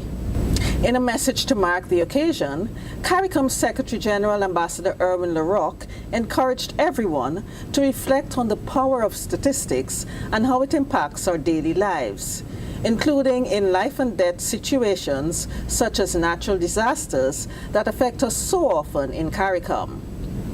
Mr. Roger Rupchand of the Regional Statistics Department here at the CARICOM Secretariat tells us about the significance of the day. In terms of objectives, it's essentially to raise the profile of statistics in the CARICOM region. It's also used as a call to intensify the call for reliable and timely data for policymakers, students, researchers, even business owners, so they can have data to make informed choices and decisions. Now, why is statistics so difficult to grasp? I guess in some cases, people just have a sort of negative mindset to it. People think it is hard, maybe even a bit boring. But the truth is, I don't think people realize how useful statistics is in everyday life and how often we even use data without even realizing, right? So it's not only government officials or technical people who use data. If you see, for example, in sports, more and more data is being used to measure performances of like athletes, right? The traffic lights, for example, we take it for granted how the timings maybe is set, but ideally with some amount of data would have gone into that. So for example, how many vehicles pass through a certain junction, let's say in a minute, all right? And you could do a trend, let's say over a period of a week or so, and then you could say, okay, the green light at this junction needs to be no more than 30 seconds, right? But that's based on numbers and data that you would have collected. Or the Secretary is doing a number of things. We have an in-house seminar in collaboration with our colleagues from the agriculture program, ICT 4D and HSD. And we've also had a primary school and secondary school quiz, right? The finals which will be held on Caribbean Statistics Day itself. And in member states, well, the individual statistical office in member states generally have some sort of activity surrounding the day itself. It varies. For example, the Guyana office has an exhibition on the day itself, which will be open to the public as well. Former Prime Minister of Jamaica, P.J. Patterson, presented an autographed copy of his new book, My Political Journey, to CARICOM Secretary General Ambassador Erwin LaRocque. The former Prime Minister met the Secretary General at the CARICOM Secretariat headquarters in Georgetown, Guyana, on Monday, the 7th of October. My Political Journey, which was launched in Jamaica last year, chronicles memoirs of the private and public exploits of Mr. Patterson, who served as Jamaica's 6th Prime Minister for 14 years, from 1992 to 2006. For these and other stories, visit the CARICOM website at caricom.org or the CARICOM news site at today.caricom.org. Like our Facebook page, follow us on Twitter, and be sure to subscribe to our YouTube channel. See you next time.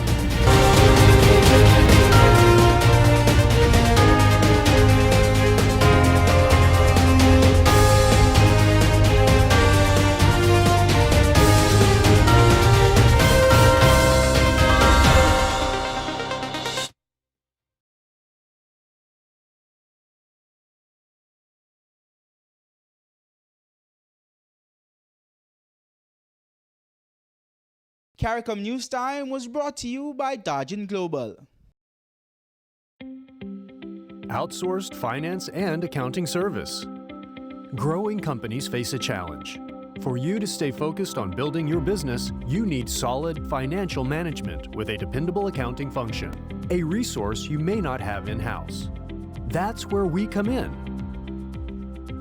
Dodgen Global provides startups and other businesses with outsourced accounting and finance solutions on a fixed fee basis.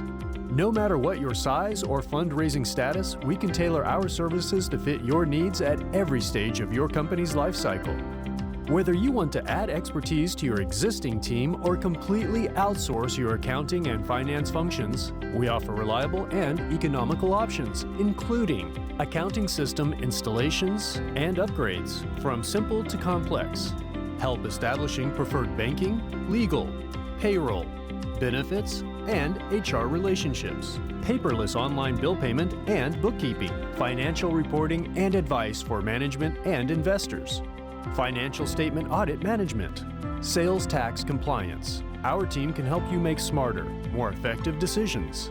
Let's have a conversation. Contact us at email info@dodgen.global. Website https://dodgen.global.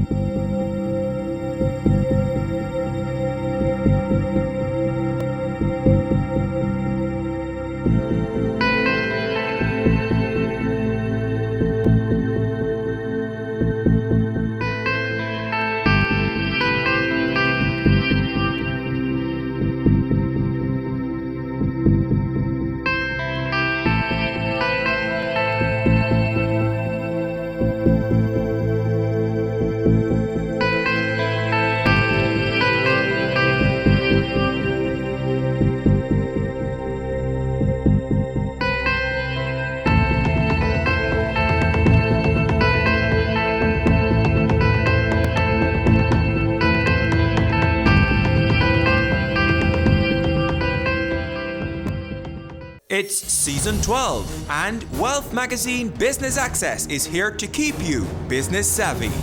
With an impressive mix of some of Jamaica's most inspiring business moguls, we continue to keep Jamaica informed, empowered, and ready to dominate. Tune in Sundays at 5 p.m. only on BATV. You're watching Business Access. Business Access. Business Access. Business Access TV. Serious about business.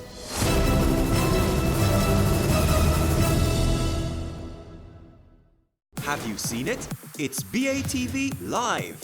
Live streams of business news weekdays at 7:30 p.m.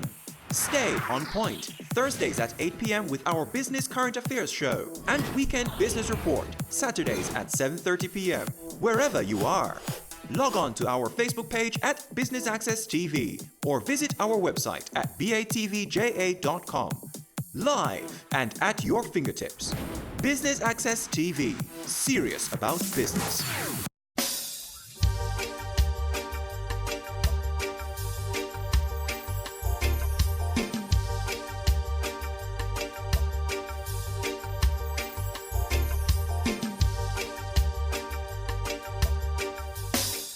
Evelyn Harris is a maroon healer in Jamaica. She has spent decades making a living from her knowledge of Jamaican plants and their healing properties. The products she makes from these plants are in constant demand, and she's happy to be able to help others.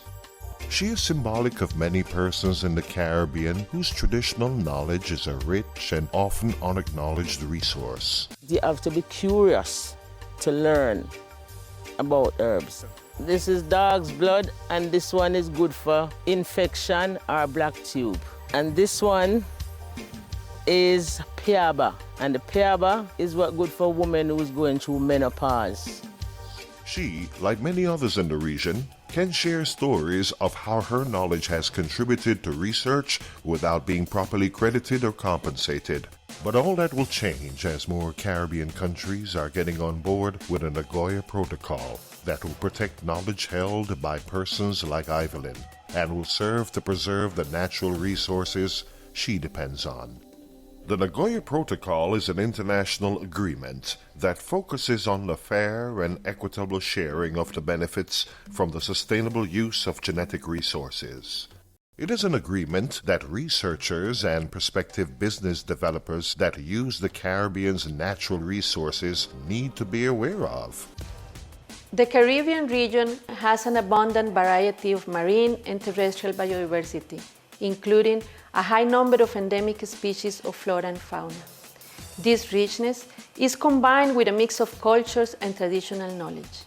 Also, it is clear that Caribbean countries recognize the importance of their unique genetic resources and associated traditional knowledge, and at the same time know that sharing the benefits of the utilization of these resources can be a way to protect the rich natural resources and bring prosperity to Caribbean people. The International Union for the Conservation of Nature, IUCN, in partnership with the United Nations Environmental Program, UNEP, and the Global Environment Facility, GEF, is working with regional governments, research institutions, and other partners in the Caribbean to support countries to promote the sustainable use of the region's resources.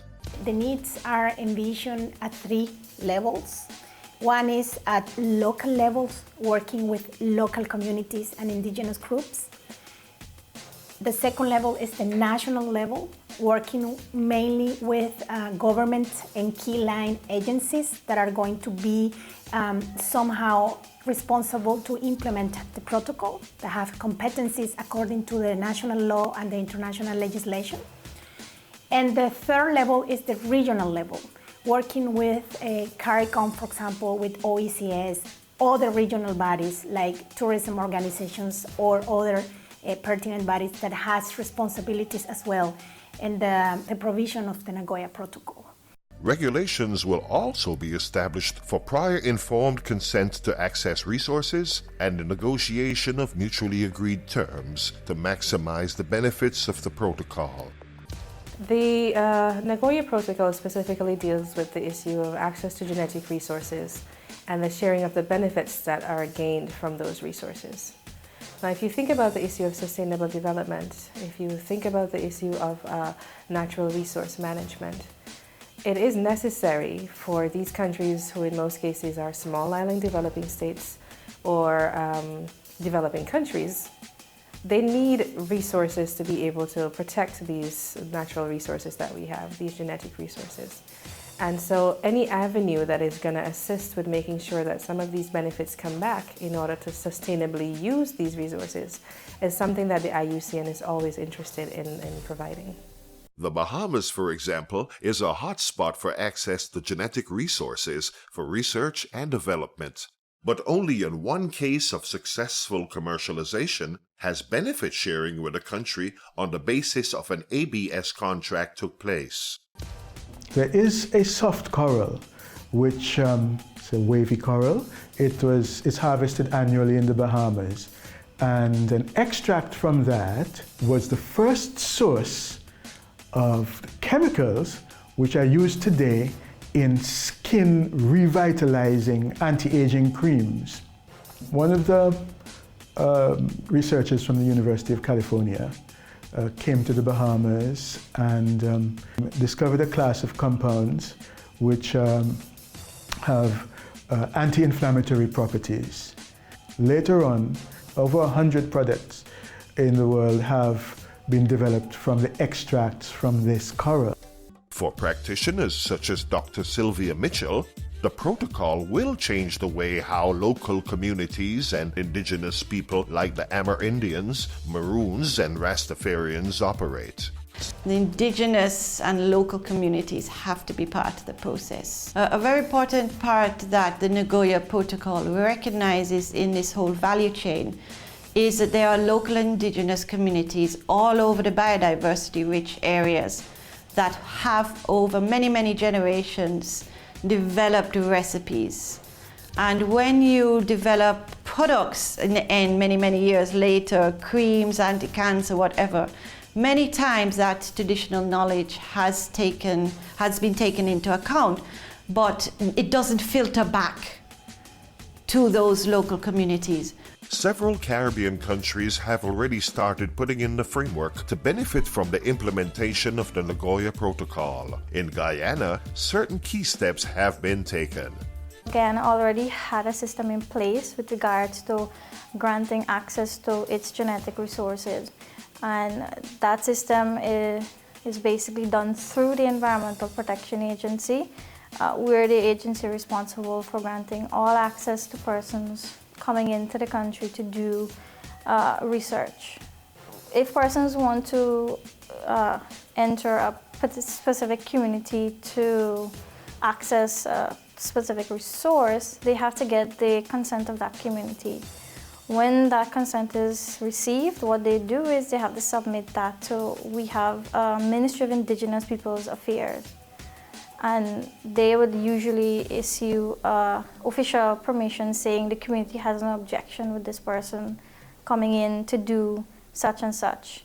When we have that, then we would issue our permit. For Antigua and Barbuda, much has already been done, as these islands are in the process of depositing their ratification instrument. This project will allow us to develop our regulations, to develop our policy, to set up our institutional infrastructure to now manage the issues. We don't know when any genetic materials and the associated traditional knowledge are being taken out of the country. We're not aware. It's only those people who will inform certain agencies or certain government agencies that they're taking them out. That only happens occasionally. But in instituting this Nagoya Protocol, in instituting our ABS regulations and policy, we'll be able to finally have a system to regulate this process. The Nagoya Protocol is helping to preserve traditional knowledge that could be lost as elders die. Over a period of time, people will come there, people have their complaints, people want to be treated for some ailments or whatever, and people just come to folks who do what they have to do for them, but not necessarily telling them, you know, what is it I have done for you. Okay, if you come, you have a problem with your belly or your back or your shoulder or whatever, you will get the treatment for it. But it doesn't necessarily mean that you're gonna know all the ingredients and stuff that goes into it. And even sometimes if people would probably show to you, you might see an ingredient or two that they use, but it would be probably the least important of the ingredient that you would have seen. As the Caribbean embraces new opportunities to benefit from our biological resources, we look to the future. I represent 11 parishes across the island which have a membership about 5,000. These are traditional farmers who have been growing marijuana illegally for years. Now that we are on the way to have a formal industry, we are working hard to allow standards to fit their needs as grassroots people while working with governments and agencies across the world. The Nagoya Protocol is opening doors for Caribbean people.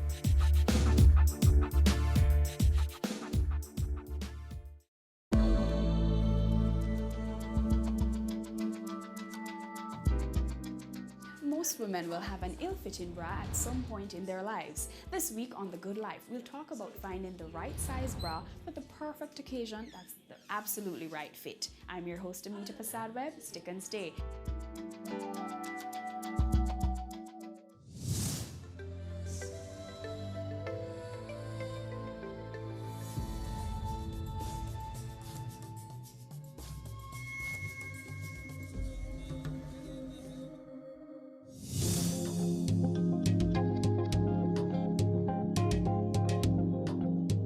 We're here at La Belle Femme to talk to bra fit specialist Donaldo Reed to get the scoop on everything from the sizing process to how to make your bras last.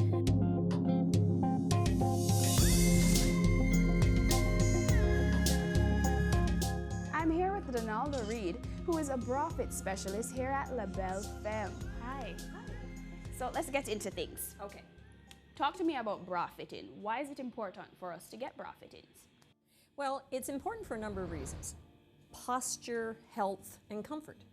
If you think about it, if you're wearing the wrong bra, it can be very, very uncomfortable. And it can cause some health issues, particularly if you're heavier breasted.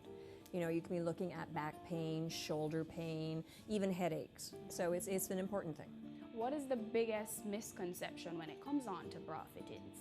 I think one of the biggest misconceptions is, and it's been spread by a whole lot of misinformation that's out there, that D or double D are big cup sizes, and that simply is not true. Okay. K or double K are big cup sizes, but D and double D simply are not. How often should you get a bra fitting? Well, it's interesting. Really, they recommend you get fitted once a year, but there are other circumstances that will require bra fitting. So, for example, if you gain weight, if you lose weight, if you become pregnant, if you nurse a baby and stop nursing, if you go through menopause, all those things will affect your breasts. Right. So what would be one of the biggest obstacles to, getting your right size? Well, again, it's the misinformation, it's the lack of availability of a wide range of sizes. Here at La Belle Femme, we actually carry about 115 sizes. As I say, ranging in size from band sizes up to a 46 and down to a 28, and cup sizes from A through to double K. So. Small-chested women tend to, I guess people think they tend to be in the A or the size B range. Right. Can a small-breasted woman be a C cup or a D cup? Or a double D. Yes. The number and the letter work together. So we have to remember that the number is how big your rib cage is, how much you measure right here. And the letter is your breast volume. And so is a 38 double D going to be better than, is going to be smaller or larger than a 28 double D? Yes, because you're adding inches. It's 5 inches difference between here and here if you're a double D. So if you're a 38 double D, you'll be much larger than a 28 or 30 double D. Okay. Yeah. Talk to us about the range of sizes that you have. Well, as I say, we do carry a very wide range of sizes, and it can be quite a shock to women when they come in, because we frequently have women coming in saying, I'm a 36 double D, or I'm a 36C, or there are certain sizes we hear over and over again. If a woman is very full-breasted, she will ask us for a 42 double D or a 40 double D, and again, that is just simply not accurate. So we carry in a 40 band, for example, if you were actually very, very small-breasted, you could be a 40A. We've never seen anybody that size, but they do go up to like a K. So every single band size has a wide range of cup sizes within it, which indicates breast volume. With strapless and other types of bras, what would you say are the biggest misconceptions in regards to the types of bras available? Well, again, I think it has to do with strapless bras. I think a lot of women find them very uncomfortable, and we refer to as a good-fitting strapless bra as sort of as a holy grail. Because if for somebody like you, for example, who is a very petite individual, if you are not wearing a snug-fitting strapless bra, and you probably would have difficulty finding such a thing except in a store like this, you're going to be pulling it up all the time. And so there are a lot, because it slides down, and that's because you're wearing the wrong size. So when women who are fuller busted or even smaller busted find a bra that doesn't move on them, they just cannot believe it. But again, it's getting into the correct size, making sure it's a snug fit. How often should you go about replacing your bras? Well, again, that has to do with how many bras you own and how well you take care of them. If you own, let's say, 5, 6, 7, 8, 9 bras, and you are taking good care of them, you're washing them carefully, you are not drying them in a dryer, which you should never do, and you're washing them in cold water, either by hand or in a machine on a delicate cycle, they should last anywhere 2-3 years. If you only have a couple of bras, but you're treating them well, you should probably get your bras changed out about every 9 months. Okay. How do I extend the life of my bras? You mentioned proper care. Right. That's a biggie. One of the big things is how you put a bra on. Women want to think that it's an easy thing, that you do it up in the front, right, and you spin it around to the back. Yeah. That does such terrible things to your bra. If anybody's ever had an underwire or bone come out of a bra, it is quite often because you have been doing that. So you're wearing that fabric out, that the bone is inside, and it's really detrimental to you. And when you're wearing a bra that fits you, it is much harder to do that, to spin it around, and you're yanking it, and it can cause serious damage. And let's talk about the different sizes of bras that you have. Okay, we have a very wide size range, and I can even show you, to give you an example. Now, this is neither the smallest or the largest, but it gives you an idea. So right here, hiding behind our pillow. This bra that you're looking at here, which is, as you can see, very, very small. That is a 30. Again, that's how big it is around the rib cage. A 30A. That's pretty much the smallest cup size we carry, and you can see it's very small. This one, which is much harder to see because it is so large, this is a 40. Again, that's the number. That is how big the rib cage is, but it's a 40K. And as you can see, it is significantly bigger. So that is a really substantial different range of sizes. And that pretty much shows you the breadth of sizes we carry. So let's say I want to wash my bra. Okay. Right? How do I go about doing that? Well, there are several steps that'll help you maintain the life of your bra when you're taking care of them. If you decide you want to wash your bra in the machine, which you can only do under certain circumstances, you would first of all want to hook your bra closed, because in a washing machine, it will twist, and this will prevent the underwire from getting out of shape. And if you're going to wash in the machine, you also want to make sure you're doing it on the delicate cycle in cold water and with a great deal of care. The other way, obviously, is to wash by hand. And never put them in the dryer, always hang it to dry.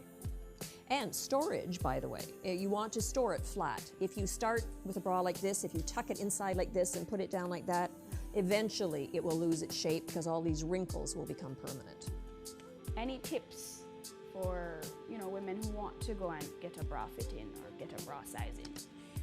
The first thing I always suggest is when you walk in, ask what is your range of sizes. If somebody tells you they stop at a double D or a triple D, you are immediately going to know you're not going to get a really accurate fitting because there are so many more sizes available. So let's say I have my size. Right. Let's go through the different types of bras. Oh, okay. And different types of bras will create different effects. That's one of the things to keep in mind.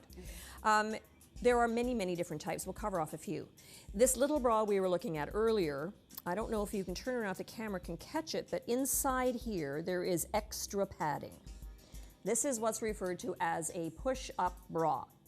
Anytime you have a bra with this much heavy padding in the bottom, which is really only for smaller breasted girls to give them a little more volume, this bra will do that because it has that extra padding.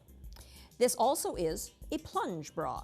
And we call it a plunge because, as you can see, it goes down very deeply and it does not have a very wide, this is referred to as the center gore, it doesn't have a wide center gore. And any bra that is a plunge bra will give you a little extra cleavage. So if you're looking for cleavage. Then we have, obviously, a strapless or convertible bra. This bra is great because it is not only a strapless bra, but it has, again, a deep plunge, so it's good under a lot of clothes, so it's very versatile. And then it comes with the straps, so you can also use those if you want to. You'll note there are no seams in this bra at all. This is referred to, as this one is, as a molded cup. There are no seams. Okay. Women tend to think that this is going to give them better support. It's not the truth. What you want is a bra with seams, but in this bra, there are actually two seams, one here and one here, so it's called a three-part cup because you have this part, and this part. What this upward seam does is give you your lift. Anytime you have a bra with seams going up, it gives you lift. So there are bras that will give you a lot of really beautiful décolletage, and those bras typically will have 2 or 3 upward seams because that will just make you look like you're sitting up high and happy. So this gives you your shape. Your seam going up gives you the lift, and your seam going across gives you your shape. Inside this bra, there is also another part, which is referred to as a side sling, and that gives you something that all women want, which is forward projection. So in case your breasts tend to go a little to either side, this will help you keep within your body frame. We're gonna take a break. More Good Life when we return.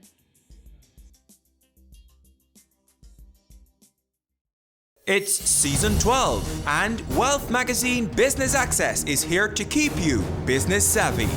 With an impressive mix of some of Jamaica's most inspiring business moguls, we continue to keep Jamaica informed, empowered, and ready to dominate. Tune in Sundays at 5 p.m. only on BATV. You're watching Business Access. Business Access. Business Access. Business Access TV. Serious about business.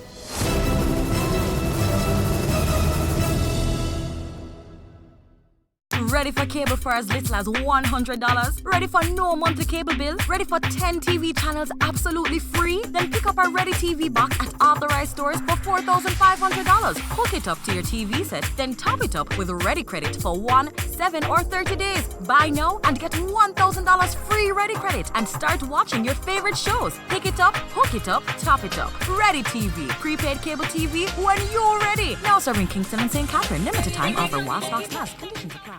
Your business matters. Business Access TV offers you the most innovative and effective advertising solution for your business, specializing in B2B sales, cost-effective solutions, the customers you want, the repetition you need. No matter the size and nature of your company, your business matters. Call us at 876-291-6233 or 876-376-4225. Email sales@batvja.com. We are back with another exciting, innovative, and inspiring season.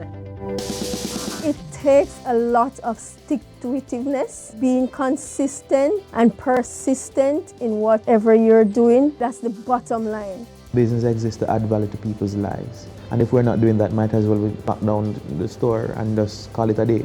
It's a season 3 of Creating Wealth, Mondays at 8 p.m. on Business Access TV.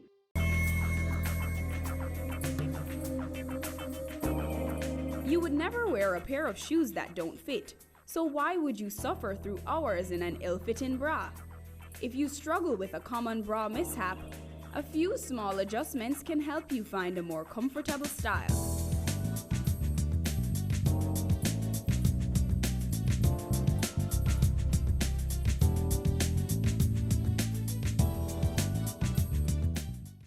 Welcome back to The Good Life. We're here with bra fit specialist Donalda Reed, who is going to talk to us about the process of finding the right bra.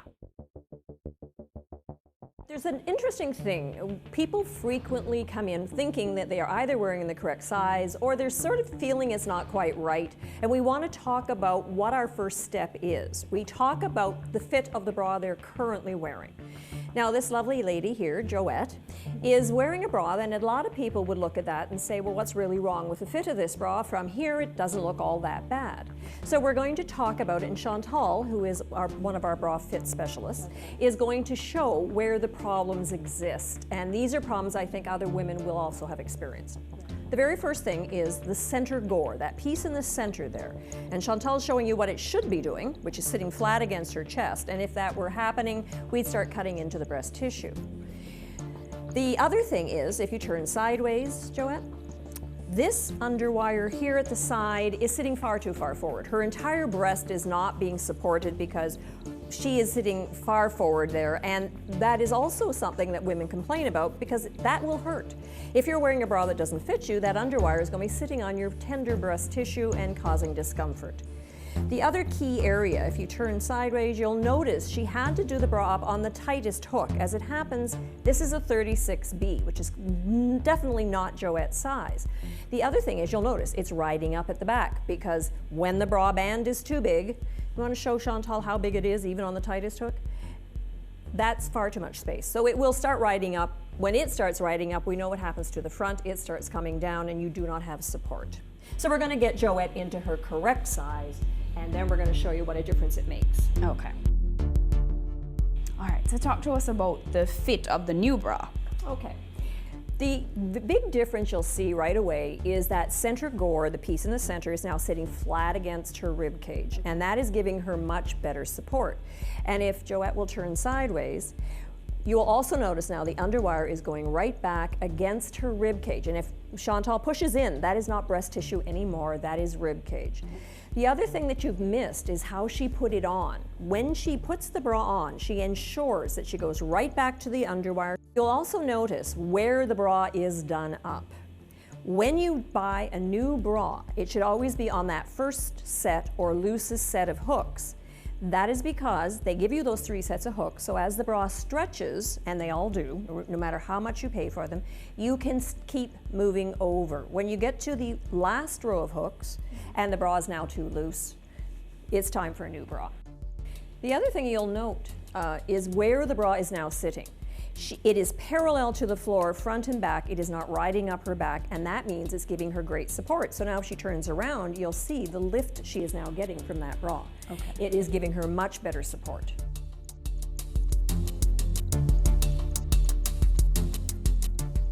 All right, so Joette has changed her bra again, and this is a different size. It is actually. We tell women not to get too married to a number and a size because different bras will fit slightly differently. Okay. Just for your information, the bra that Joette wore in was a 36B, which clearly did not fit her. The one she had on previously was a 34F. This one is a 34 triple D, so which goes to the idea that triple D is huge because Joette is an average size. It's just a matter of making sure that people understand that the alphabet doesn't end at triple D. This one fits her beautifully. This is again a plunge bra, but it's got a smoother cup, so it's good for under t-shirts, and it's, you know, it's a different style bra, and different styles fit differently. All right, thank you, Donalda and Chantal and Joette. So guys, stick and stay. We have so much more. We're taking a very short break. Career Moves has always explored interesting careers, highlighting all you may not have known about them. This season is no different. Coming back to Jamaica, everyone's like, fizzy what? Fizzy who? When you find a bright boy or girl in the class and people say, what are you going to be? The parents will say, you have to go be a doctor, you have to go be a lawyer. Nobody says you have to go be a politician. Let me see your hands! Tune in Tuesdays at 8 p.m. on Business Access TV. Sundays at 4:30 p.m. It's all about Home Sweet Home. Get your half-hour dose of the business of real estate, from laws and concepts to reality, building, buying, or renting. Or what about trends in decor or renovations? Home Sweet Home will keep you up to date.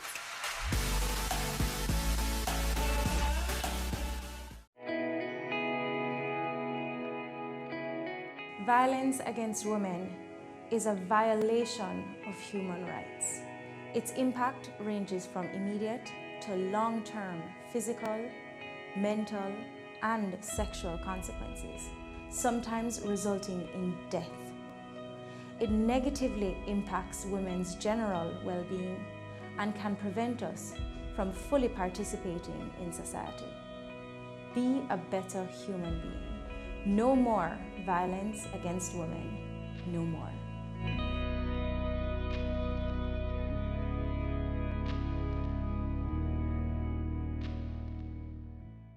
They say it takes a village to raise a child, but the world will one day need the leadership of that child. The time you spend with your child matters. It stimulates their minds and shapes the way they act. Talk with your children. Help them to better understand the world around them and to value what is truly precious. Above all, the most valuable gift you can give them is love. Play, talk, teach, love. Take the time. It makes all the difference. A message from the Parenting Helpline and Ad Council Jamaica.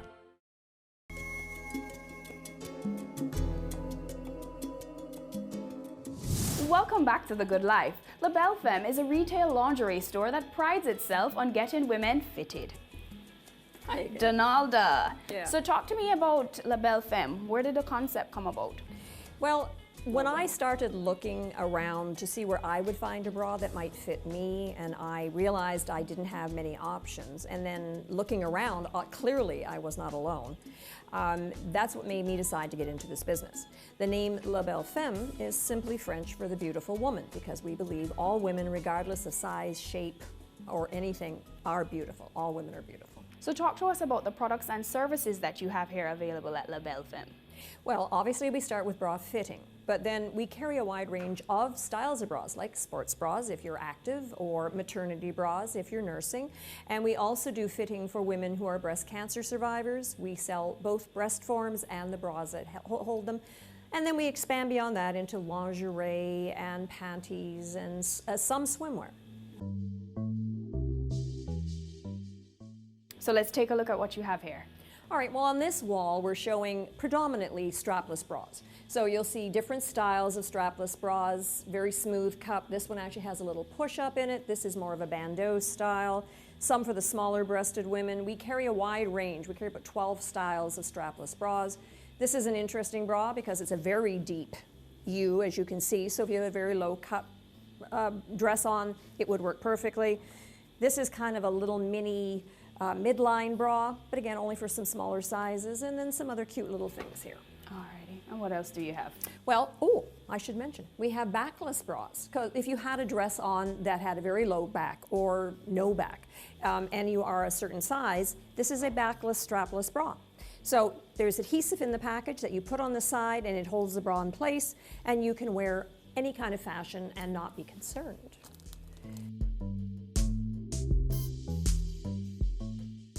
Back here is actually sort of a comfort bra. It doesn't really give you much in the way of support, but it's good for wearing around the house or if you're just gardening or whatever. And then sports bras, a real sports bra, the kind that actually does support you while you're working out. So inside, as you'll see, there is underwire, so it's called an encapsulation sports bra, so it does provide support, and they go up to a very wide range of sizes. And on the bottom, we have nursing bras. So if you're a woman who is currently nursing, this bra comes apart, and there you are. You even have a sling still supporting the breast while you're nursing. So these are a very nice bra. And of course, we have a lot more to show you because we have lingerie and panties and many, many other things that would be wonderful.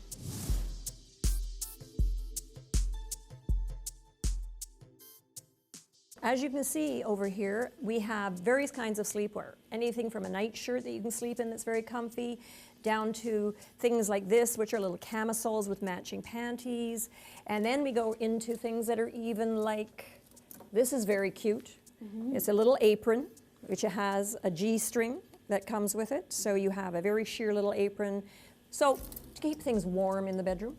And then we go into fuller bodied sleepwear. Again, this is bra sized. So you go they go by cup size. Again, very supportive, but very pretty and very sweet to wear.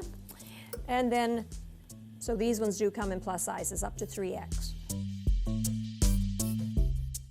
Even a little leotard that's quite see-through, that's very pretty on. And then on the bottom we have shapewear. You know, we're always being asked for things that will tuck and firm. And so depending upon your level of support, this is actually just something that goes in the midsection, not that you need it, but you know. It does make you look slim, takes about 1.5 inches off the waist while you're wearing it. Something that would go all the way up to the waist, up to the bra line, down to the mid-thigh, tucks you in, smooths you out. Then we have more down here, gives you just this is actually the back. You can see it's actually got nothing where the bum is so that it doesn't flatten you, but it does control your tummy area. And we obviously couldn't be a lingerie store if we didn't have panties. So we have various styles of panties, thongs, G-strings, boy shorts, high waist, all kinds of panties. Well, over here we carry things mostly for the smaller breasted in the most cases. And some of them have push-up. Again, we were talking about push-up earlier. This bra has substantial push-up in the back. So, you know, they are really nice under t-shirts, but give you a little extra boost. Then we also, for any bra, you can buy push-up pads, because we carry a wide range of accessories. And these push-up pads, as you can see, you just put them right inside your bra, underneath the breast. It gives you extra lift, gives you extra volume. So it's another little helpful addition.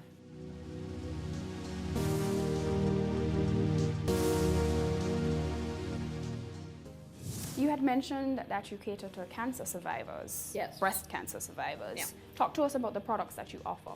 Well, we start off like we do with any bra fitting to find out what bra size you wear, because the size of bra you wear dictates the size of the breast form. And a breast form is used for a woman who's had a breast removed for, generally speaking, because of cancer. When you have a mastectomy, you now have a space that you want to fill. And we want to be very, very sensitive to the needs of our survivors, and we want to give them a product that looks and feels very much like a breast, but is something that they can insert into a specially designed bra. It's called a pocketed bra, and it slips inside the bra, and you are able to simulate that lost breast. And they come in, you want to have a look at this one. This is a breast form, and you'll notice it's relatively light. Has a color is called tawny, and it works very, very nicely, just slipping it inside the pocket of the bra that's designed to hold it, and it goes right against your chest wall and mimics that lost breast. Okay. How often do you get, breast cancer survivors? Requests? We don't get a lot, actually, and I think it's because we haven't promoted that aspect of our business as much, but we do. And probably sadly, there's too much breast cancer out there, and we do get probably about 5 or 6 women in a year. Well, Donalda, thank you for having us today. You're welcome. I'm sure we've all learned a lot about bras and bra fittings. Do you have any final words? Just that I cannot stress how important it is to get into the correct size, regardless of what size you are, whether you are very small, whether you're middle size, whether you are large-breasted. It is always a good thing to get into the correct size bra because the benefits are innumerable. Comfort is very important in every situation, so be sure to find the right fit. I'm your host, Amita Prasad-Webb, and this is The Good Life.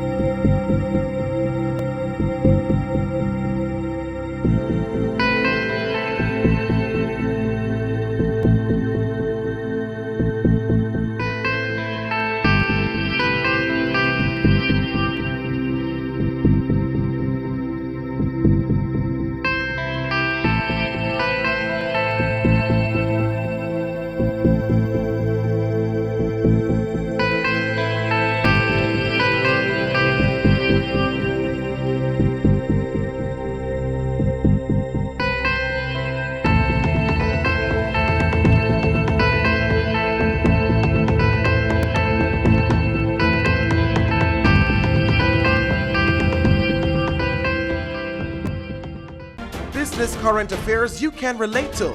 Frank, credible discussion. On point, dissecting the issues. Offering solutions to Jamaica's challenges. On Point, Thursdays at 8 p.m. on Business Access TV.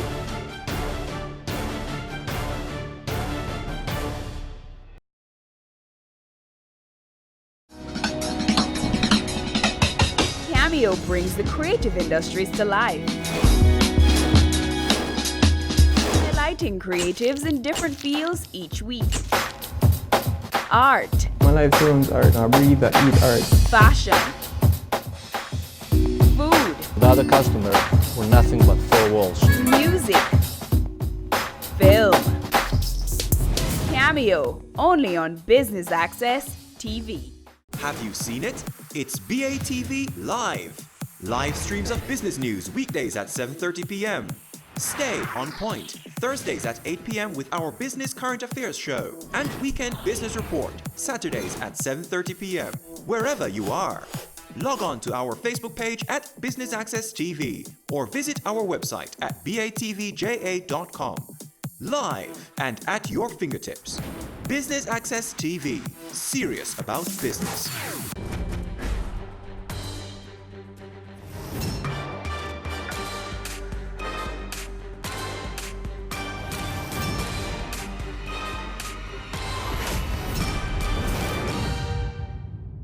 The word pastor derives from the Latin noun pastor, which means shepherd.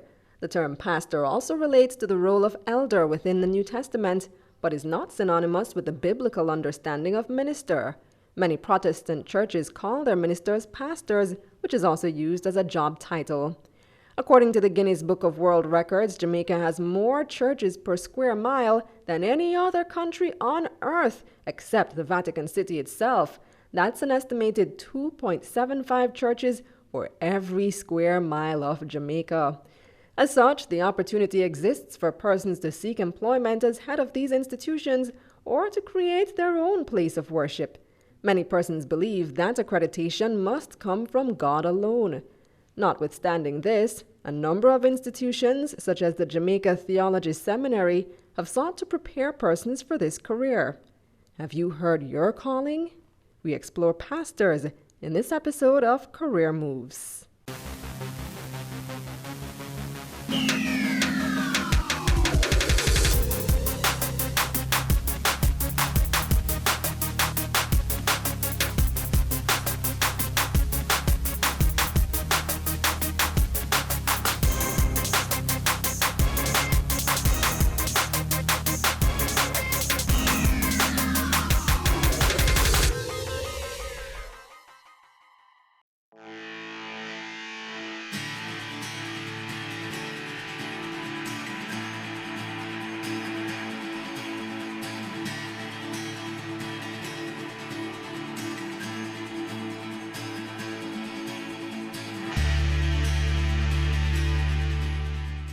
I'm Reverend Dennis Walton, pastor of the McDonald Lane New Testament Church of God. First of all, a pastor is someone who is called, anointed, and commissioned by God to lead a flock. But I do not only view a pastor as someone who leads a flock in terms of pastoring a church. I view a pastor as someone who is a minister or servant of the Most High God. My call to ministry is a very unique one. It started when I was just 4 or even 3 years old, where I got a vision from God. In fact, I say God now because I'm more mature. But back then, at a very, very early, tender age, I had a vision where a bright light came out of the sky. There was this Bible in the hand of this figure, and he said to me, "Go preach my word." I didn't take it for anything, but as I started to grow older, by the age of 9, I got saved. And at the age of 10, I started preaching this gospel message. There has been no turning back ever since. By the time I was 13, I knew where I was going. And at 16, after finishing high school, I knew that my mission was to enter the ministry. I started preaching, interestingly, on the roadside. And I must say, until this very day, that is somewhere that I have a love to go to. But my first appointment began at the Cocoon and the Friendship New Testament Church of God, 2 small communities in Hanover. I must say, my life was completely transformed by the wonderful experience I had there. Over the years, I have pastored elsewhere, like in the parish of St. Mary, Port Mariel, and the Galena New Testament Church. And I have been at the McDonald Lane New Testament Church for over 12 years. My mission as a minister is not only to minister to my current congregation, but the wider community. It therefore involves ministering to the flock over which I see. It involves preaching, it involves visiting, it involves counseling. I am a full-time pastor. My day begins at 4 every day, and it ends some minutes to 12 every day. You get up, devotional exercises. After your devotional activities, then it is time to get going. Most times, I'm at my office by 8:30. And I'll be at my office within the community or other areas of the community from then until 12. And I must say, if I'm at my office, from the moment I drive in, persons are coming to see me until I leave. However, do I enjoy walking through the community, interacting, sitting down with the guys, finding out what's going on. But I must say, it can be hectic, but very fulfilling.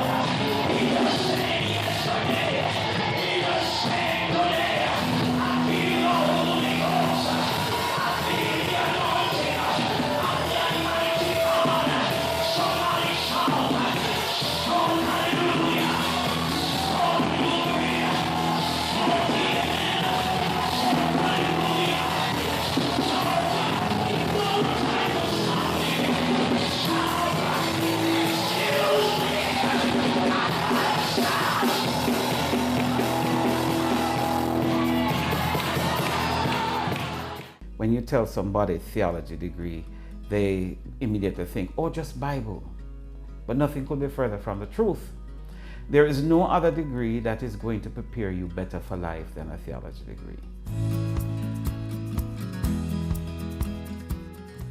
They say it takes a village to raise a child, but the world will one day need the leadership of that child. The time you spend with your child matters. It stimulates their minds and shapes the way they act. Talk with your children. Help them to better understand the world around them and to value what is truly precious. Above all, the most valuable gift you can give them is love. Play, talk, teach, love. Take the time. It makes all the difference. A message from the Parenting Helpline and Ad Council Jamaica. Cameo brings the creative industries to life. Highlighting creatives in different fields each week. Art. My life turns art. I breathe, I eat art. Fashion. Food. Without a customer, we're nothing but four walls. Music. Film. Cameo, only on Business Access TV. Every day you wake up, you have another opportunity to make this little island better, safer, a place where we all can be proud to call home. It's time we all recognize that every little thing we do has an impact on the Jamaica we live in now and the country we're leaving for our children. So promise me this, promise yourself this: no more will we tolerate criminals, even if it's our relatives. Tell them they're doing something wrong. Tell them to stop. Tell them no more robbing our children of the Jamaica they deserve. Tell them no more crime.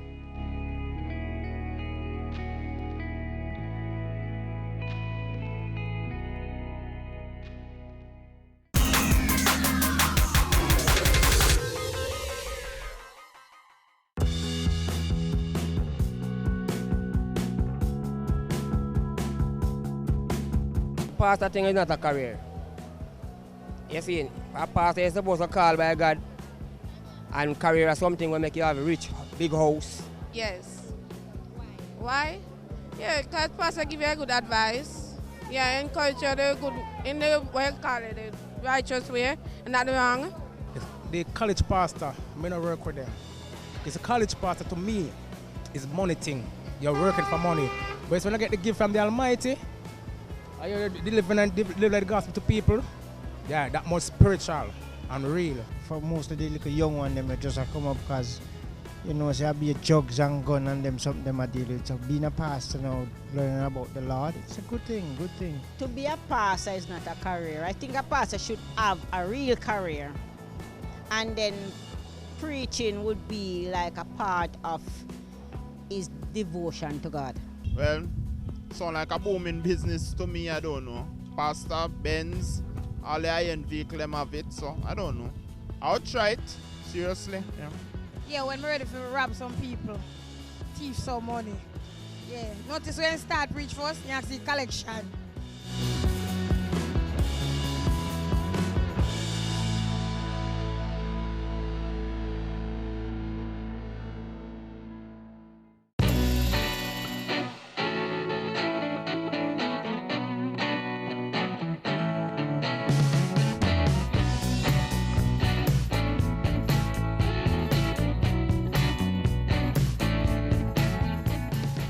My name is Barry Hall. I am the head of the theological department here at Jamaica Theological Seminary, and I'm also a pastor, the senior pastor at Ecclesia Bible Fellowship.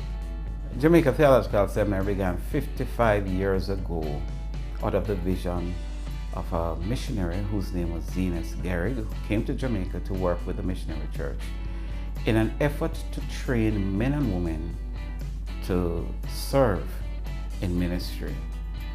With the mantra of service and expanding that to the country, we have now included a number of other course offerings. JTS is an interdenominational school. We don't prepare people for denominations, we prepare people to serve. And so we have a much wider scope in our approach than denominational schools. We're not training people to be equipped adequately in the study of their own doctrine, but in the wider area of theology that covers the biblical mantra, We teach Bible. We cover different books of the Bible. We teach church history. We teach leadership in different core areas. We teach introduction to psychology. We teach counseling. We teach the languages of the Bible, Greek and Hebrew, because that gives us a better understanding as to what was written.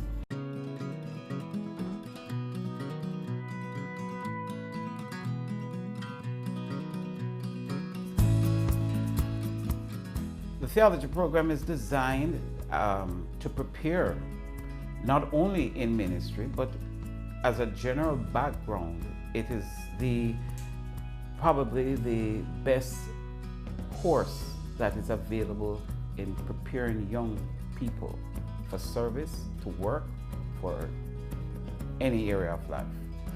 It includes Bible as well as leadership and also counseling areas, counseling psychology areas.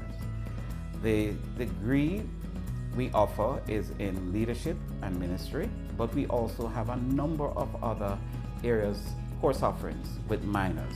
The Bible exhorts us to be prepared for study. And those who dare to enter the arena of service within ministry in the church quickly find out that they can't be prepared without formal study. There are a number of persons who have done so, but it's like comparing somebody who understudied a doctor and somebody who went for formal training at a university to be prepared for medicine. You should ask yourself the question, who do I think is better prepared to serve me? You have to be prepared to teach theology. We have moved from that nonsense where people believe it's the Bible, so you just open your mouth and things happen. No, the Bible itself exhorts that in order for you to teach, to preach, then you must prepare yourself. Paul told his portraiture that you must study diligently so that you can rightly divide the word of truth. A theology degree is to enhance your understanding of God. You know, it is what the Bible teaches us about God. How does God operate? Which will then gives us a better understanding as to how we should relate to each other, how we should relate to Him, how we should relate to the world on a whole. So a theology degree is not just preparing us, as I said, for service in the church, but it opens you up, your understanding and your knowledge as to a number of other facets. So no, it is not restricted to just people who are Christians, but people who want to understand better what Christians believe and why. So some of the requirements are a minimum of 5 GCE or CXC general proficiency with a combination of passes of A, B, or C, and or 1 or 2 or 3. English language is compulsory. Candidates with accredited degrees, associate degrees, or certificates may be eligible for advanced standing. So that means that they would do less of the credit hours required for them. People with A levels also would get an advanced standing, just like in the university. They would go forward and have less credit hours. The credit hours can run anywhere between 116 to 130, depending on the minor that you're carrying. Full-time, it's 4 years. Part-time, it's 5 years, which would include summers. If you have an advanced standing with any of the associates or otherwise, it would mean that you could do it in 2 years or in 18 months. It all depends on what your qualifications are coming in.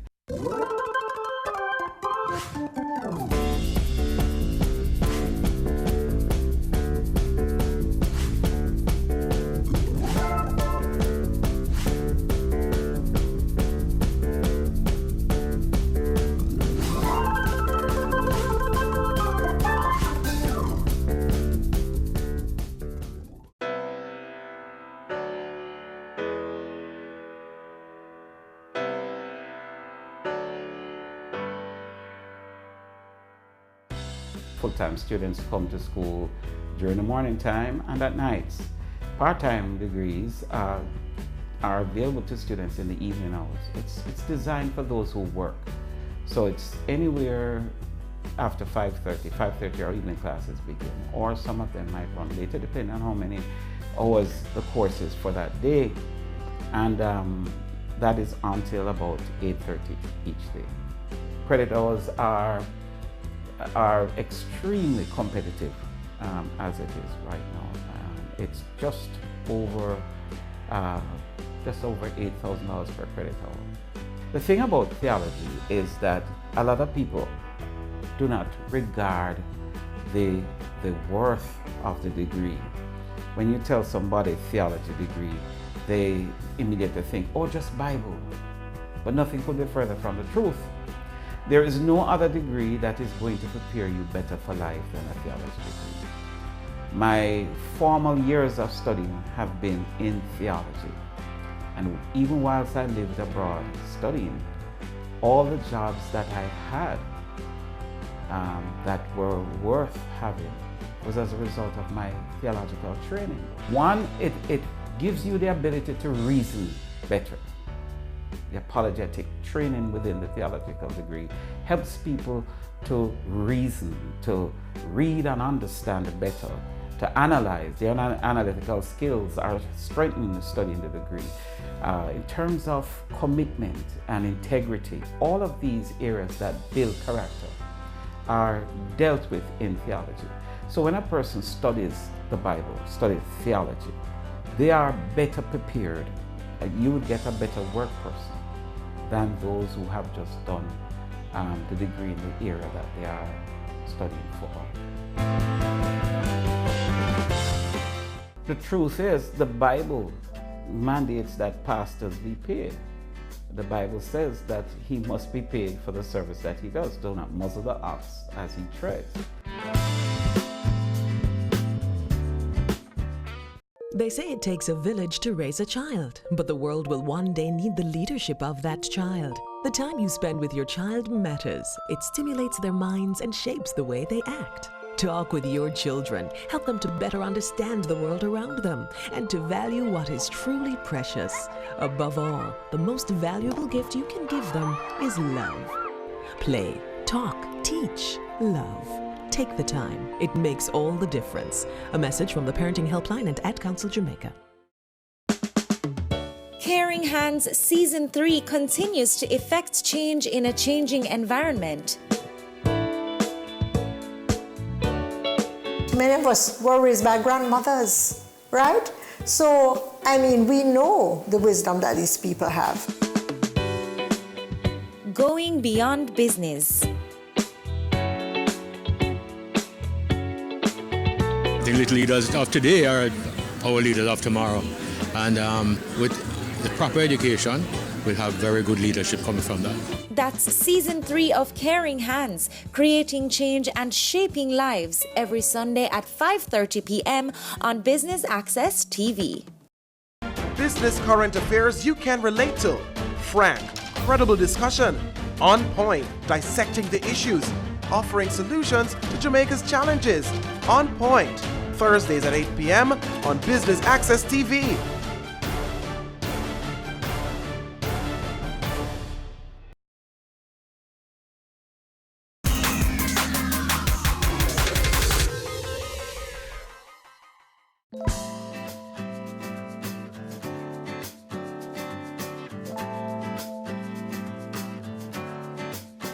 The compensation rate for pastors vary, beginning with nothing, what most churches offer, to some who are not badly paid, but those are few and far between.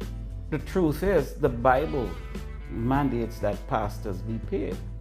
The Bible says that he must be paid for the service that he does. Do not muzzle the ox as he treads.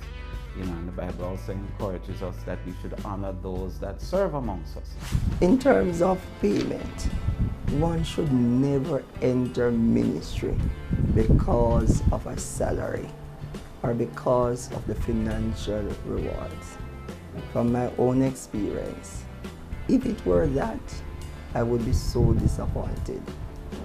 For sure, the principle that we follow and we embrace is a biblical one which is deeply entrenched in the Old Testament writings.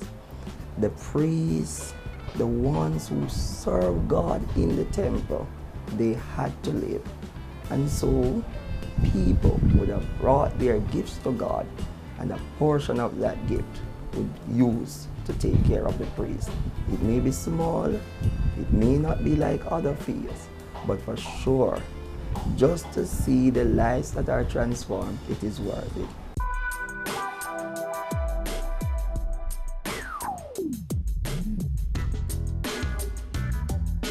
I thought that ministers were persons who only preach on a Sunday, and for the rest of the week, they sit back, pray occasionally, read the word occasionally, but they have a very easy, carefree life. I tell you the truth, from my experience and the experiences of others, I have learned that it is not so. The life of a minister is one that begins on a Sunday and it goes back until the next Sunday. Another misconception that many persons may have about a minister is that a minister sits back and simply collects. The truth is that many times as a minister, it is more so what we are able to give physically, socially, and financially. Within the community we pastor, and I pastor in particularly, the needs are many. And so always, there is someone who will be coming who is in need of financial assistance. So instead of just receiving, I found out that a minister has to give. And thank God that misconception was cleared up, because there are many of us like myself who would not be able to make it this long. As a pastor, the possibility exists to become a guidance counselor, a counselor. Particularly in my case, I have used my theological degree to further my study, but more so in the secular field, having been to the Michael University College. So there are a number of opportunities, but it offers more opportunities within the counseling area.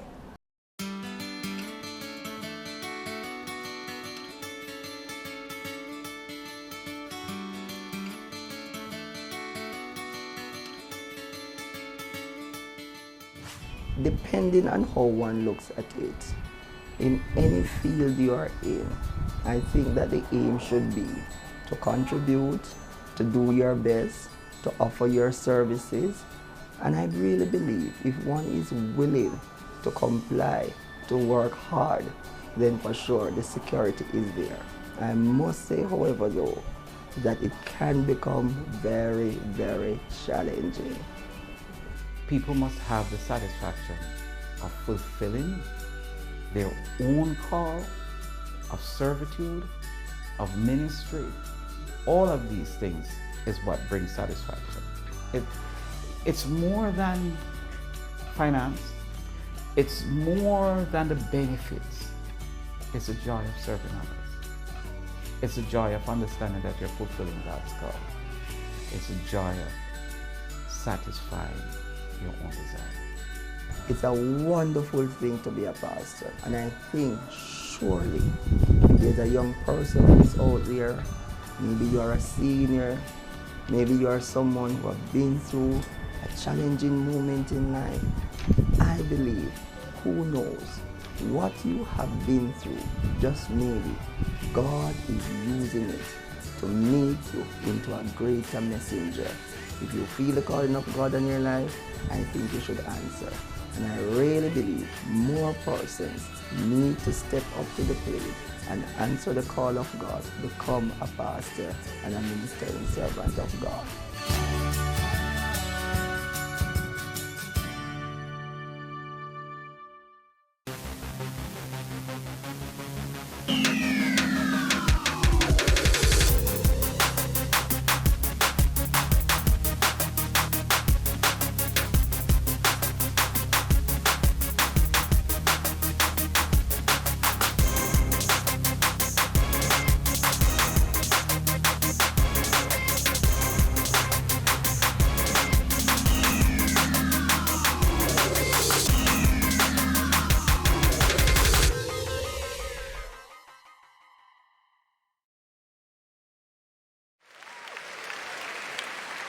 I do have a dream, and I know you have a dream, that we can make Jamaica the place of choice for you to choose to live, to work, to do business.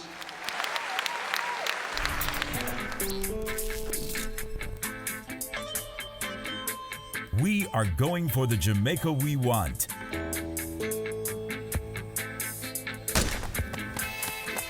Making steady progress to achieve the Sustainable Development Goals in our National Development Plan, Vision 2030 Jamaica. We have teamed up with valued partners, working through strong institutions to reduce inequalities in our society. We commit to being responsible in our production and consumption, ensuring we build sustainable communities in harmony with nature.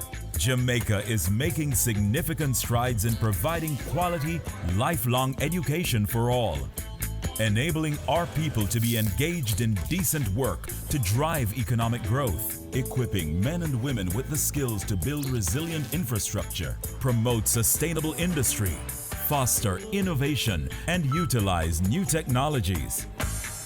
Urgent action is being taken to manage natural resources responsibly, protecting clean water sources, ensuring access to water and sanitation for all, diversifying to alternative energy sources, conserving our environment and sustaining life below water and on land.